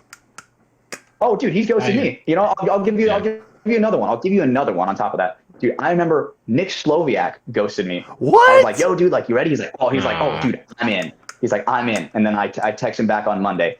Or it's like, because we recorded on Tuesday. I text him on Monday. Hey, dude, just want to confirm for tomorrow that you're going to be there. Didn't say a thing. And I'm like, oh, he's a family man. I get it. I get that. Sloviak came on our show. Yeah, and so right. So Fuck when you guys. he just didn't even message me back and didn't even open my message, I'm like, okay. Oh, that sucks, dude. Okay. I think the thing. Was that around the time where all that drama was going on with Chalk and Die and leaving and shit? I think it was after that. I'm pretty sure it was after that. I'm like 100% sure it was after that. But I mean, real quick, because I don't want to leave this name down in the mud. We reached out to Connor twice, left us on red twice. Now I'm just like, a little piece of me is like, oh, you fucking asshole, you think you're too good for us? But I truly think what it boils down to is maybe it's just not his thing, and as a podcaster, please don't let me come off as so entitled to where, like, if I think that if I ask you to be on my show that you should come on. No, absolutely not. Absolutely not. Absolutely. But one thing you are entitled to is courtesy. Dude, nothing is like you can be like, hey, I can't make it. I can't make it. I'm down to set something up in the far future, but right now it is not I can't do it right now. That's all I would ask. Who was very good That's at all you that need. with the whole common courtesy shit was Fragi. Yeah. Every time that we would ask him, like, well, he's like, this time, not maybe this time because I have X, Y. Like he was just like extremely like communicative about the whole entire thing. And then even with the time difference between California completely on the West Coast and then us over here on far opposite, you know what I mean? Like he was completely transparent. And then I think there was one more that didn't answer anything. I think it was Ryan Moorhead, I believe. Ryan did leave me, and that was after I bought his jersey. Man, what the fuck, dude? But I want to continue my thought before I forget all of it. Maybe podcast isn't Connor's thing, right? Maybe that's just not what he's into, and that's fine. Yes. All I would have liked, and I, like I said, please, I know this sounds entitled. I'm not trying to be. All I would have liked was just be like either like a, hey, I'm busy, maybe you try another time, or it's just I would rather not, but. You could hit me with a no, like a simple no. Communication, at least, Yes, yeah. no is Yeah. okay. Yeah. But like, and Connor's an amazing player. I'm sure he's a great dude. I'm not sitting here trying to trash Connor Kelly. I'm just saying that it was a little discouraging just to be complete. As a content creator, I'm trying to highlight things that you're doing because like I reached out to him. Excuse me, I reached out to him getting picked up on Heat, and then I reached out to him getting picked up on Shock, and both times it was. No, it was just it read 5 days ago, and I'm like, oh, okay, cool, and I don't know. Like I said, he's got a lot of shit going on. He's got a young family. I get it. A little message would have been nice, but please don't. I look at it like. Sorry, I didn't mean to interrupt. No, it's all good. I look at it kind of like the way where, obviously, some people have the disassociation where since we're on a screen, we're not like real people, but it's like we're humans. Imagine if you were to, hey dude, you want to go play some basketball, and then they just look at you, dead quiet, turn around, walk away. I've done Imagine that. how disrespectful that would be. I've done that. You know what I'm to people. saying? I guess that's what I kind of relate to because I like, and that's okay. That's okay. I'm at the point in my life where if they ghost us, whatever. It's just We not their were time. always like that to begin with, like because we had zero expectations, and I'm not gonna lie. For me personally, I had zero about a pro coming on to our podcasting because we just thought, like, man, this like we're just three dudes, just bullshitting, talking about the good old days, and like our audio was trash to begin with, Still is. and then like we were slowly getting better, but we never thought that a pro would come on, and then lo and behold, fucking Fragi comes on and then sends us, like, we didn't even ask. We have never asked, like, legitimately asked for, like, free shit. You know what I mean? Everything that we get, like, we had Carl come on. He mentioned that he had a few of his signature Hormesis bands available, and we're like, we will buy them. We will support you. We will buy them from you. And that's exactly what we did. But then Fragi sent us each a little care package on this other shit. And I was like, that's fucking awesome. Disclaimer. And then, please don't be messaging this guy to ask for fucking anything. Yeah. Jesus Christ. Yes, absolutely fucking not. And but you have those types You of ask for free people stuff, you're gay. Yeah. There's TC's box. But you still have those type of people that expect, hey, oh, you're pro, you must have all this fucking shit. Give me. And there's another. I'll give you another one that we've asked to come on the show. God, what's that dude's name that owns Sandana now? Mark Henry. Yeah, that guy. We've asked him. I've asked him to come on the show. I asked him to come on the show. I was like, hey man, just talk about this. Like, just come on the show, and I explained what the show is, just like we always do for a newer guest. Left on red. I was like, all right. And I'm then buying all Hormesis shit now. I'm not gonna lie. That stopped me. Like, it sounds petty and childish in a way, but I was like, bro, that came off like disrespectful as fuck. I'm not buying any Sandana products no more. And I have probably 20 fucking Sandana headbands in there that when he revamped it, I was like, I like that colorway. I like that colorway. And like, I started buying a fuck ton of them, and with their mask straps and everything. And I was like, no more. And then I strictly went just Hormesis, just because Fragi was a stand-up guy. When we saw him at events, he was with us. I got a picture with him on the Sunshine State forever ago before I deployed. He was a standing-on dude. Like, he's just one of the, like, I want to say, like, a staple. He's one of the most wholesome people in the sport. By far. Yeah. By far. He is the face of paintball to me. He is the face of paintball to me. Yeah. Nobody else. Yeah. And when it comes to being a free spirit about caring about the game, that's it. Yeah. One thing, guys, I do have practice in the morning. I do have to get off. I'm sorry, guys. I do. No, it's all good. Thank you guys for. letting Yeah, me come on. we're just hanging out, dude. Just talk We some appreciate paintball. you. We Yeah. appreciate you following Yeah. along, dude, and finally being able to get on with us. I'm sad we're not going to see you at Cup, but I'm sorry, shooting I'm shooting for 2026, dude. Maybe we can make 100%. something happen then. So and Yeah, then definitely. I'll get with you in the DMs. We're going to get you taken care of. We're going to get you a little something sent your way. Appreciate it, guys. Have a good night, guys. See you man. guys later. Yeah, man. Peace out. Appreciate Bye. your Great time, meeting you, bro. Thanks. Bye. Later. Yeah. But just to kind of, I want to be the voice of reason here. I don't want us to sound entitled. And I know like I know where Hatch is coming from. Hatch knows where we're coming from. We're content creators. So it is annoying, for lack of a better word, to get kind of blown off or whatever by people that you look up to. Daniel, we kind of hinted to something about this earlier. I don't want to talk about it on here right now, but it was just I don't know. I just a little bit of transparency and just if you don't want to, you don't want to, but also I'm not.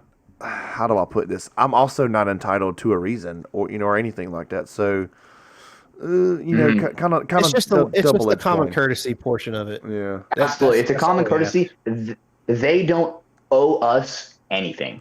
Great Right, way it's to not put like- it. Amazing It's way not to like, put it. they owe us one episode. Absolutely not.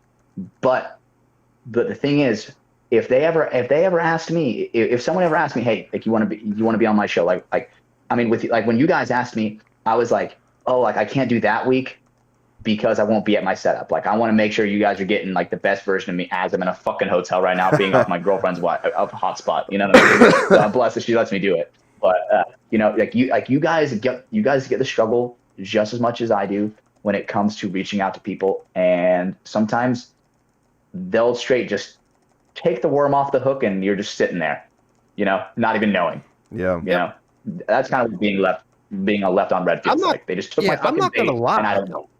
Yeah, dude, it sucks. I'm not gonna lie. It kind of killed my cup a little bit last year when what happened, and it's like we'll talk about it once we're off air.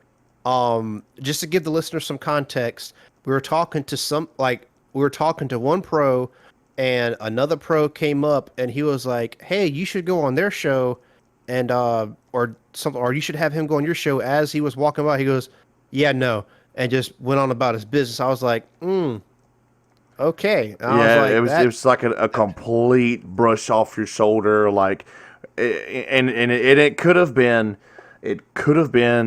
jokingly.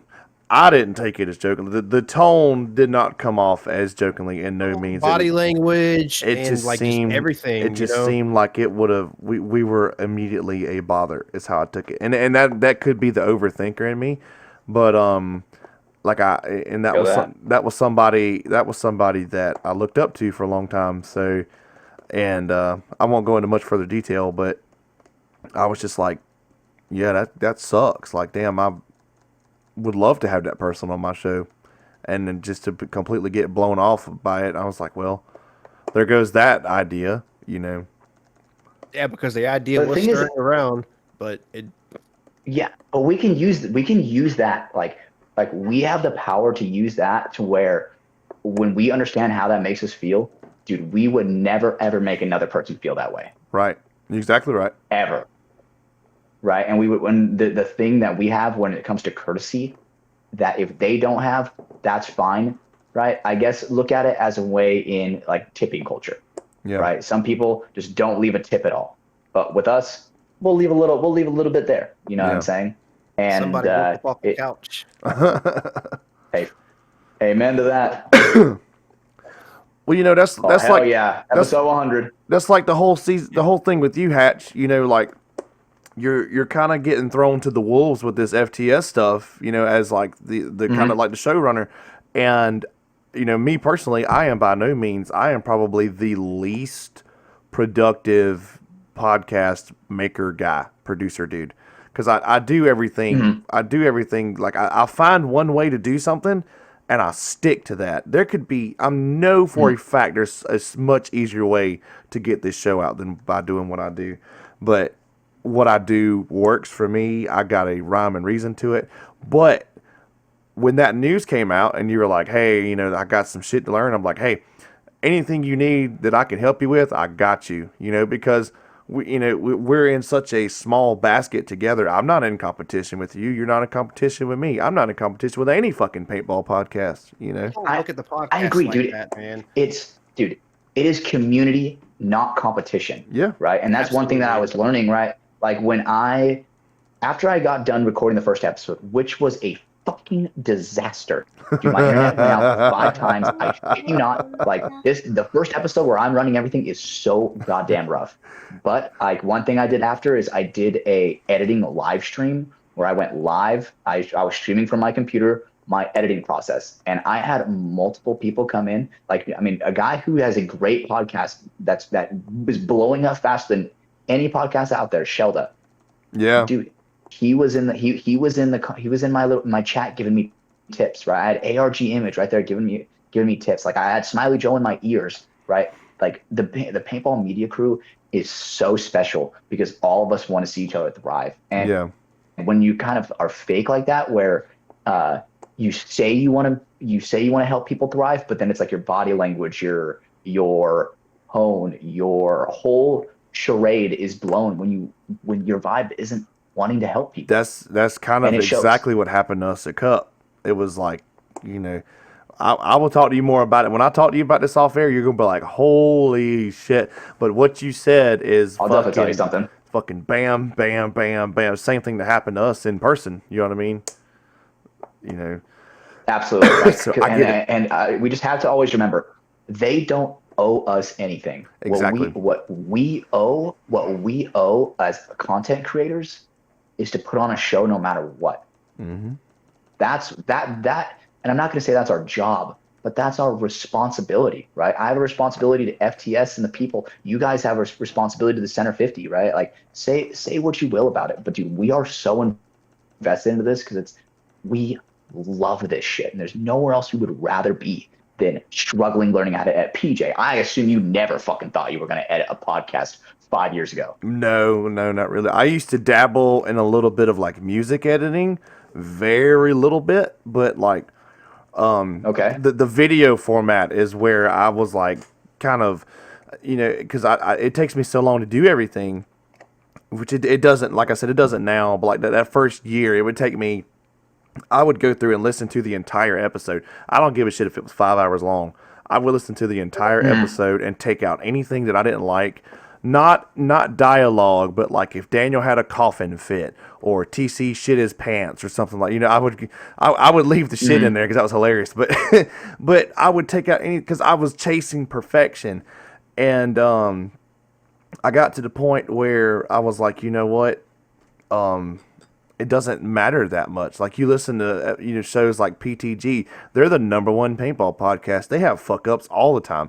People dropping calls, lagging videos. So I'm like, it's not that deep. You know, I'm not getting paid to do this. I don't have to do this.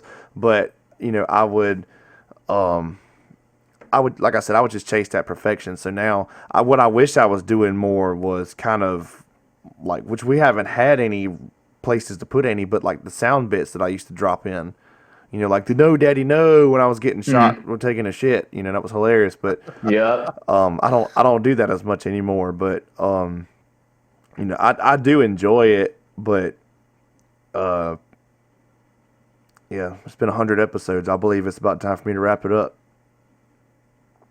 What, you quitting the podcast? No, it got quiet. Damn, it got quiet. No, I'm just playing. I know. I was stacking on top. What a journey we've been in. 100 episodes, and I've been here for every single one. Yeah, I have. I am the only one here that has not missed a single one. Yeah. Congratulations, bro. That is a serious feat. I don't think that people understand, dude. Doing something for 100 times in a row, staying disciplined like that. Yeah, dude. That is difficult, bro. Some people can't even have the discipline to do 10 push-ups a fucking day. You know what I'm saying? Like just little things like that where it comes to your discipline on making sure that the show comes out. Yeah. Right. And sometimes you have to adjust some dates, right? Like I just had to adjust my date. Dude, I couldn't upload to Patreon because they thought I was an OnlyFans model for like a week. God. And I'm like, bro, what? I'm like, what?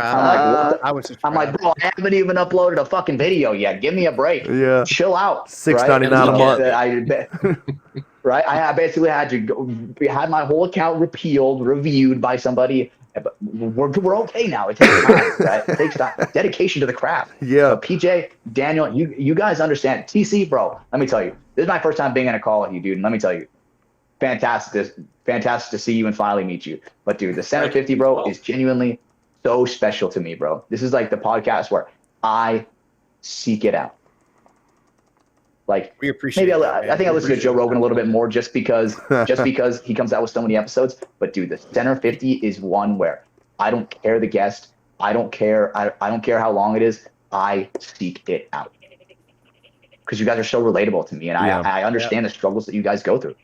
Yeah, so, and when we had the episode, go ahead, sorry. No, and we shared the same sentiment. You know, I'm more of a piece of shit because I haven't listened to the last two, but the moment I fucking get back, the moment I get back to consistent work, I will. But you know, I got these two young boys running around. If I can't, it's like I was told TC the other day. TC was like, "Hey man, have you watched this movie lately?" And I'm like, "No, I haven't watched any movies." He's like, "Why?" If I can't give it my undivided attention and take in the content, unless it's something like I'll put on Breaking Bad. I've seen Breaking Bad start to finish 3 times. You know, I'll put something like that on. But like a movie I haven't seen, a podcast I haven't listened to, I'm not listening to it unless I can give it my undivided attention. I can't do it when my kiddos walking around. You know, I got my 5-year-old, hey daddy, and he's such a inquisitive little bastard. Adventurer. Yeah, and then my 6-month-old, you know, if he's not beating the shit out of me, he's crying. So, so I can't, you know, life is crazy, and here it is. What is it? Midnight? Yeah, midnight. We're doing a damn podcast for the last 4 hours, 3-4 hours. Holy shit! 3 hours. Yeah, dude, it is crazy, dude. And man, I just appreciate you guys letting me be on, dude. Especially when it's something as important as episode 100. 100, dude. Last but not least, Stephen Hatch in the fucking call. Dude, give you guys a pat on the back because for how awesome that is. Like you guys are already surviving longer. No. You guys are already surviving longer than 99% of podcasts. If you were to look up the statistics on how long the average podcast lasts, I'm pretty sure it's less than 6 episodes. God damn. The average podcast where people are like, crazy. Oh dude, look, I'm hanging out in my garage with the boys with the beers. Let's start a podcast. Like, do you know how many times that probably comes to fruition and doesn't get past 6 episodes? Dude, 99% of the time. That's how I thought ours was going to go at first. I honestly didn't think we would get. I gave ourselves a year. I didn't think we would go much past a year. And I'm pretty sure I talked about this on our episode on FTS that you know, we came out the gate and I wasn't expecting any kind of like followership or anything like that. I thought we might have gotten like, you know, maybe 6 or 7, kind of like how our YouTube's doing right now. We've got like our highest video has like 40 views on it, but you know, it just we started gaining traction and the year mark came up and we were gaining more traction. I was like, fuck it, we're gonna keep this snowball going. And here we are at 100. I'm the only dedicated son of a bitch here because these 2 losers have missed out on episodes. You know, but in all, I feel that. In all reality, like all jokes aside, like it has been it's been such a journey. Shut the fuck up. Well, you have missed episodes, you piece of shit. I don't care if it's for work. No, but I've never missed an episode of FTS. Never. Yep. Now I'm the only one that hasn't missed an episode. You're the true OG, dude. You know, so. Right. So, dude, I feel you on that, PJ. And let me tell you, dude, it is a long journey, dude. And, bro, you should seriously be proud of you and Daniel for even the fact that you guys are still, like, brothers about it. Because do you know how many times businesses fail just because partners don't agree? Yeah. Like, there could be a time where you guys have an argument where some kind of view gets in the way where you guys are like, well, fuck you. fuck you. I'm surprised You guys we are don't obviously. argue that much. I Believe it or think- not, Right? when it comes to the podcast, we usually It's not don't that argue hard. that much. I think 15 years ago we would have clashed a lot more. We wouldn't have started this 15 years ago. No, because but we were like, let's go this direction. Well, let's go this direction. Okay, no, fuck you. well, I mean, truthfully, let's not do that. you know, I'm gonna call Daniel out here. Daniel is extremely ambitious, right? For me, Yep. like this is gonna sound terrible to say this out loud. I don't necessarily want to grow this to like Joe Rogan numbers. You know what I mean? Like if that were if that were a thing, I like the path that we're on. You know, I feel like it's a gradual incline, and I'm okay with that. And then sometimes Daniel's like, we need to be on top of the fucking world right now, and I'm like, yeah, that's great, but let's get off your horse a minute. You know, let's reel you back in. Daniel's like, all right, what you got? You know, it's kind of we. I have like spur of the moment ideas because like usually at work I'm not even joking, maybe 15 to 30 seconds to myself. And then once I get that moment, I text PJ, hey, I have this idea. Let's do this. Let's try this. What do you think about this? They're like, oh, we should totally do this because it'll take us to the next milestone kind of thing, you know? And sometimes it backfires, and half the time PJ does reel me in. He's like, let's one step at a time. Because if we can hit the next milestone, I'm all about it. I'm super stoked about it because, especially recently, since I don't play as much and I don't play any national tournaments no more, and I essentially have no team. I'm just like a washed up D3 player at this point. It's like the only thing I have left that keeps me tied into paintball, so to speak. You know what I mean? Because I'm not super excited about going to the field on a Sunday just to run some points like I used to be, because I feel like I have no purpose. You know, like, okay, if I'm 15, 20 minutes late to showing up, who fucking cares? Like, I don't answer to nobody right now, but if I was a team, I'd be like, hey, man, I'm so sorry. I missed like 15, 20 minutes of setup. That could have saved us X amount of time, yada, yada. I'm always like a team player about things. Like now, the only thing I'm dedicated to is this podcast. You know what I mean?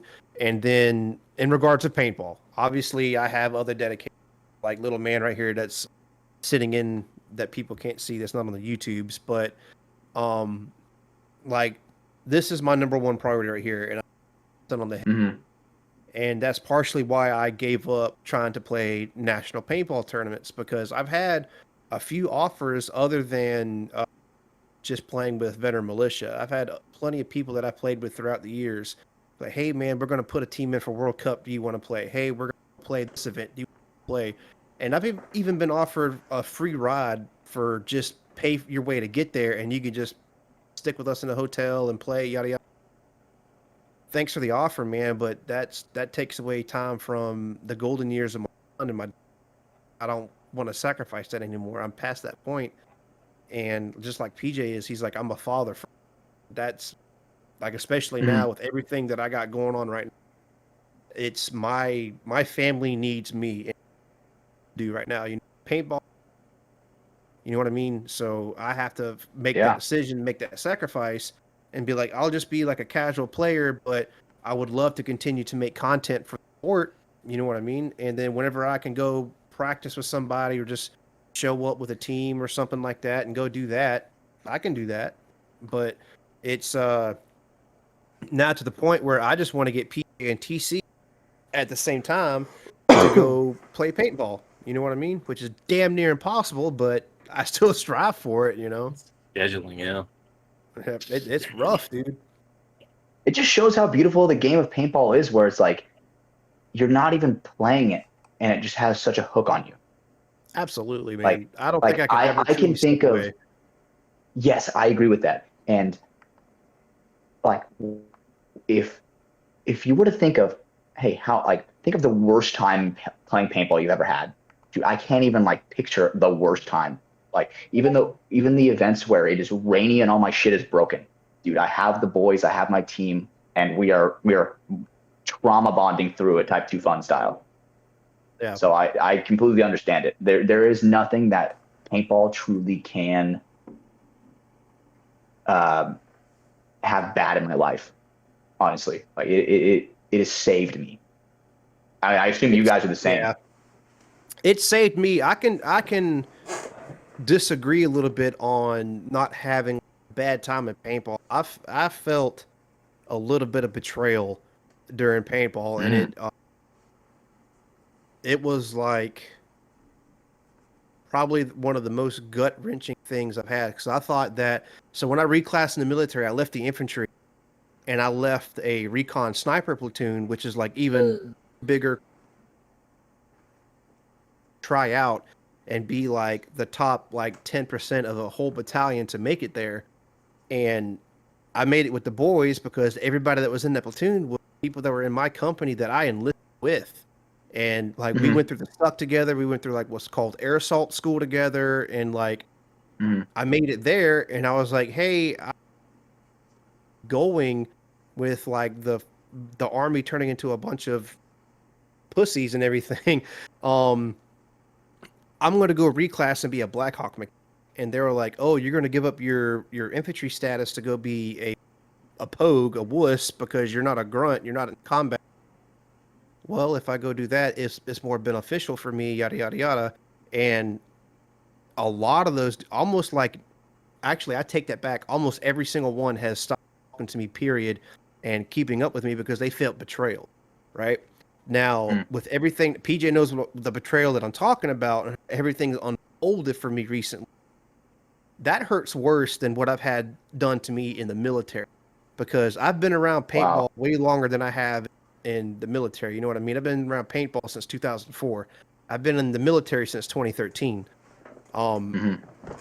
At this point, I just look at the military as my career.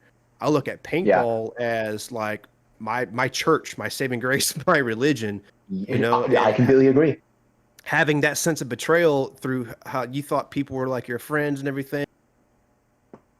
It was one way, but in all reality, I guess it never was. Or you don't know what changed, so on and so forth. And I'm like, well, I guess I'll whatever. Now I have to go look through this podcast and have, believe it or not, you and the guys from FTS, because we look at y'all as like our mirror tissue. You look as the boy, you know. And then TC and PJ, we play on Vita games whatever we can, because like I'll give you an example. The other night, like, you guys playing? I was like, I would like to, but I'm dead fucking tired. And PG 13. PJ doesn't do that anymore. He has to be up at like 2 or 3 o'clock in the morning because of his new career. So, you know, that hinders that. And PJ's played twice this year, I think he said. And TC hasn't played in what, 3 years? 4 years? Last time I played was when we went out and played at that birthday party. 3 years. 3 years. Almost 3 years. 3 years. Jeez. Yep. And then like Life. Life takes you by the cojones, so to speak. And I hope like we don't have to change anything dramatically. I would like to keep it going. I like the fact that we made episode 100. I wanted to do a little bit more, just have like a handful of people come on, but like I'm grateful for that. I'll be forever grateful. You know what I mean? And like I was thinking about having just go ahead, bite the bullet, pack up all my podcast equipment, drive up to South Carolina, and set something up to where like all three of us were sitting at a table and discussing that way. Oh, that'd be sick. But you know what I mean? But it just didn't fold out that way because of life and scheduling, and we're making the best of what we have. And I feel so bad about the whole YouTube thing. Like the YouTube thing kick off. We made the announcement 3 or 4 episodes ago, and I haven't been able to catch any traction with it and I've made that abundantly clear on the last episode, where I'm not good at editing. I'm not good with technology, computer software and everything like that. And then getting the right equipment, and just the formula is just not there yet, you know, but we're working towards it. And we want that to go. Yeah. You know what I mean? Like how Peter was like, oh, he's too fucking ambitious. He wants to do this, do that. I do. And then PJ's like, let's dial it back a little bit. I'm like, hey man, you got to hit up Zach, ask about this. Hey, hit up so-and-so, ask him about this. He's like, chill. I'm like, all right. Yeah, you're right. What's up, Noah? He should have his ass asleep by now. Ooh, I just hit my mic. Well, so should this one, but this one fell asleep at 7 o'clock. She was tired from the little fishing event that we went to, and he woke up. He was like, like how what was that chick on Team America? Gary. Oh yeah. He was like that, but he was like, Daddy. Well, Mama's out of town tonight, Yeah. so it's me and the boys. You see how he's looking at me like, Nice. bitch, it is midnight, and you were sitting here talking. You should shut up and give me a bottle. He is shook right TC, now. what would you like to do with the podcast in the future, man? Are you trying to stick it out? Be or are on you it. trying to, yeah, be on it. Period. Be more regular. I mean, the first 20, 30 episodes, because that was some of the time where, like you said, you were out. PJ and I did a couple, just BSing our way through. We had some fun when Daniel's dumbass was out. We did like the Would You Rather See how they treat episode. me, Hatch? See how they treat That's me? right. And then you gave me that. Then you gave me The quiz. trivia. That shit was fun. Yeah, it was. So it's stuff like that. But yeah, just trying to be more regular, and it depends on which weekend it falls, because of my situation. But yeah, anytime I can, and especially tonight, hopping on and like I said, I love to try and go to play. I highly doubt I can make cup, just because of the time frame when it's coming up. And I'm sure some of the costs involved, but like Red and Blue, I really want to go play. Or come down to Georgia and just play. Yeah, if you can make the time, the scheduling to go to Cup, I can cover you for Cup. It's really not that expensive just to go at all. So if you would like to go to Cup, I'll go ahead and let it know. Middle of November, November 12th to 16th. I was looking up a little while ago. Yeah, something like that. Yeah, Which is a weird time frame because that's middle of the week. The 12th is a Wednesday. it's like Thursday through It's Wednesday to Sunday. Yeah. Is it? Yeah. Oh, dude, I hate that we have practice on Wednesday, bro. I cannot stand that at World Cup. Well, me and PJ at TC, me and PJ ain't going like Wednesday. We'll go like Thursday or Friday, I think. It'd be like Thursday night, I probably. got you. Yeah. Gotcha. So if you want to tag along, man, you're more than Hey, baby. I can help have you to on do that. some math with the calendar real quick. Yeah, try to work that out, man. You can just catch a ride with us down there and have a great time. Hatch, for next year, are y'all scouting any talent for DMG or anything like that, or are y'all keeping the same roster? We're absolutely going to be keeping the same roster, but we definitely have a way more local talent, right? We just picked up this one. I think he's 15 years old. His name's Graylin McDonald, right? We picked up this other guy, very incredibly talented tattoo artist. His name's Aaron Brock, right? We picked up Gavin this year, right? Like, we definitely have local talent at our disposal, but obviously it's different when you ask them this question: are you willing to commit? Right. Like, people when you hear that sentence, people are always like, oh, hell yeah.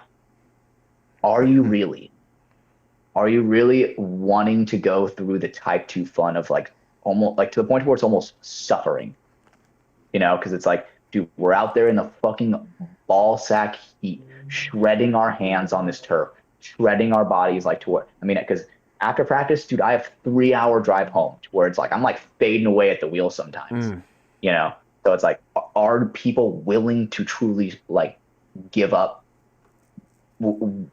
another aspect of their life? Because that's genuinely what it takes to compete.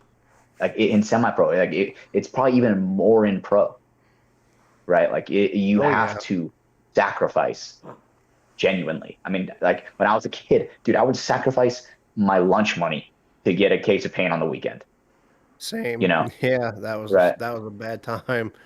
Right. So it's like, I mean, obviously you understand about that. So when it comes to picking up local talent, it is definitely doable, but it's also people have to want to be part of it. You can't just say that you're a part of it. You've got to buy into the program 1,000%.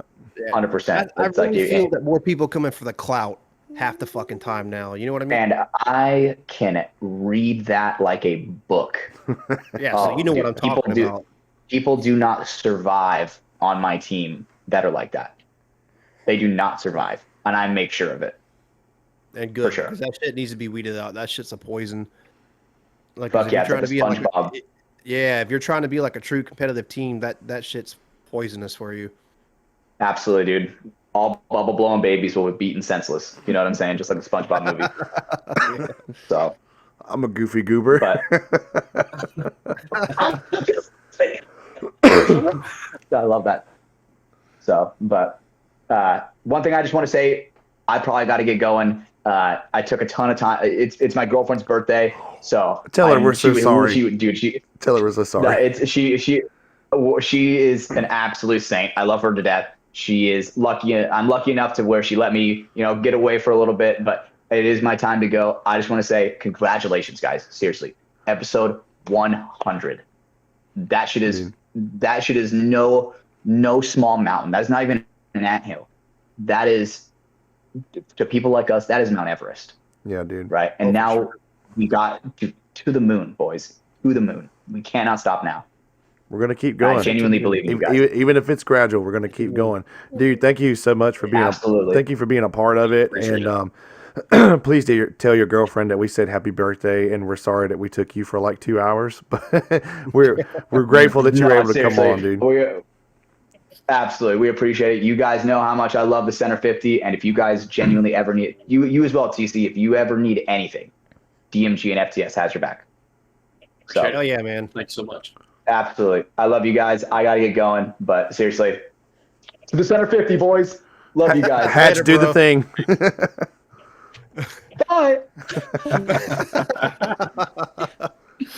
Oh, I know why you were upset now.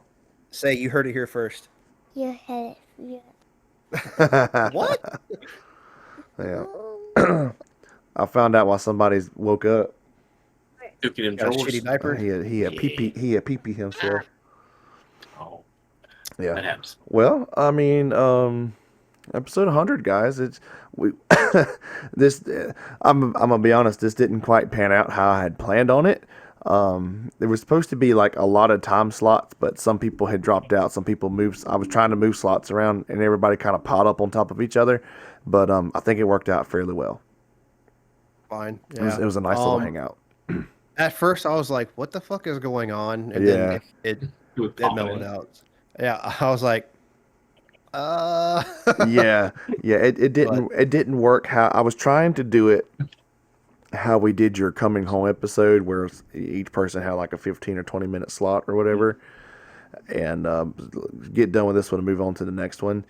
And some shit got moved around, and but it worked out good. I thought it flowed very well. Nice little hangout session with everybody. You got some long time listeners in there. Give them a little bit of time with us, and got our sponsor in there, Mr. Eddie. He's a big part of that program, and then Hatch has been one of our more devout followers. So I just think it was all around a good episode, and I'm glad that I'm glad we made it this far. "Oh yeah, dude. I really need to find a groove with YouTube, but I think I'm just gonna suck it up and like pay for some like editing software You probably should. and just do it that way, because trying to like use OBS and then like have Spotify play in the background for a little bit of like that reel that I made, I had to have Spotify and then OBS timed, and it didn't work out the way I wanted it to. No, it sounds to me like But, you're doing an ass backwards. Yeah, Windows Media Player, man. I need to do something. Bro. And it's like I would like to try to find a way to, I don't want to say instantly improve the podcast, but just find like another milestone. And I just don't think that that's going to be it right now. You know what I mean? I think something else is going to. Yeah. Yeah, that's what you upset about. Well, gentlemen, I have got to get my little man over here to bed. He is staring me down, wanting to know why he is just sitting in my game room with me. There is nothing more that I would love to do than to hop on like Battlefield with you guys right now. But I'm going to bed. After this, I'm kind of spent. I'm kind of spent. Yeah. I was at a birthday party all day. I'm exhausted. Nice. Well, I think it goes without saying. We made it to 100. You know, you 200 more. you degenerates were kind of hit and miss on coming here. I'm the sole survivor here, but The OG. I know I love you guys, and I'm glad I'm glad that we decided to take this leap. You know, shout out to Daniel for the idea of making it a paintball podcast, and just, you know, thank you to everybody that has made this worth doing. Absolutely.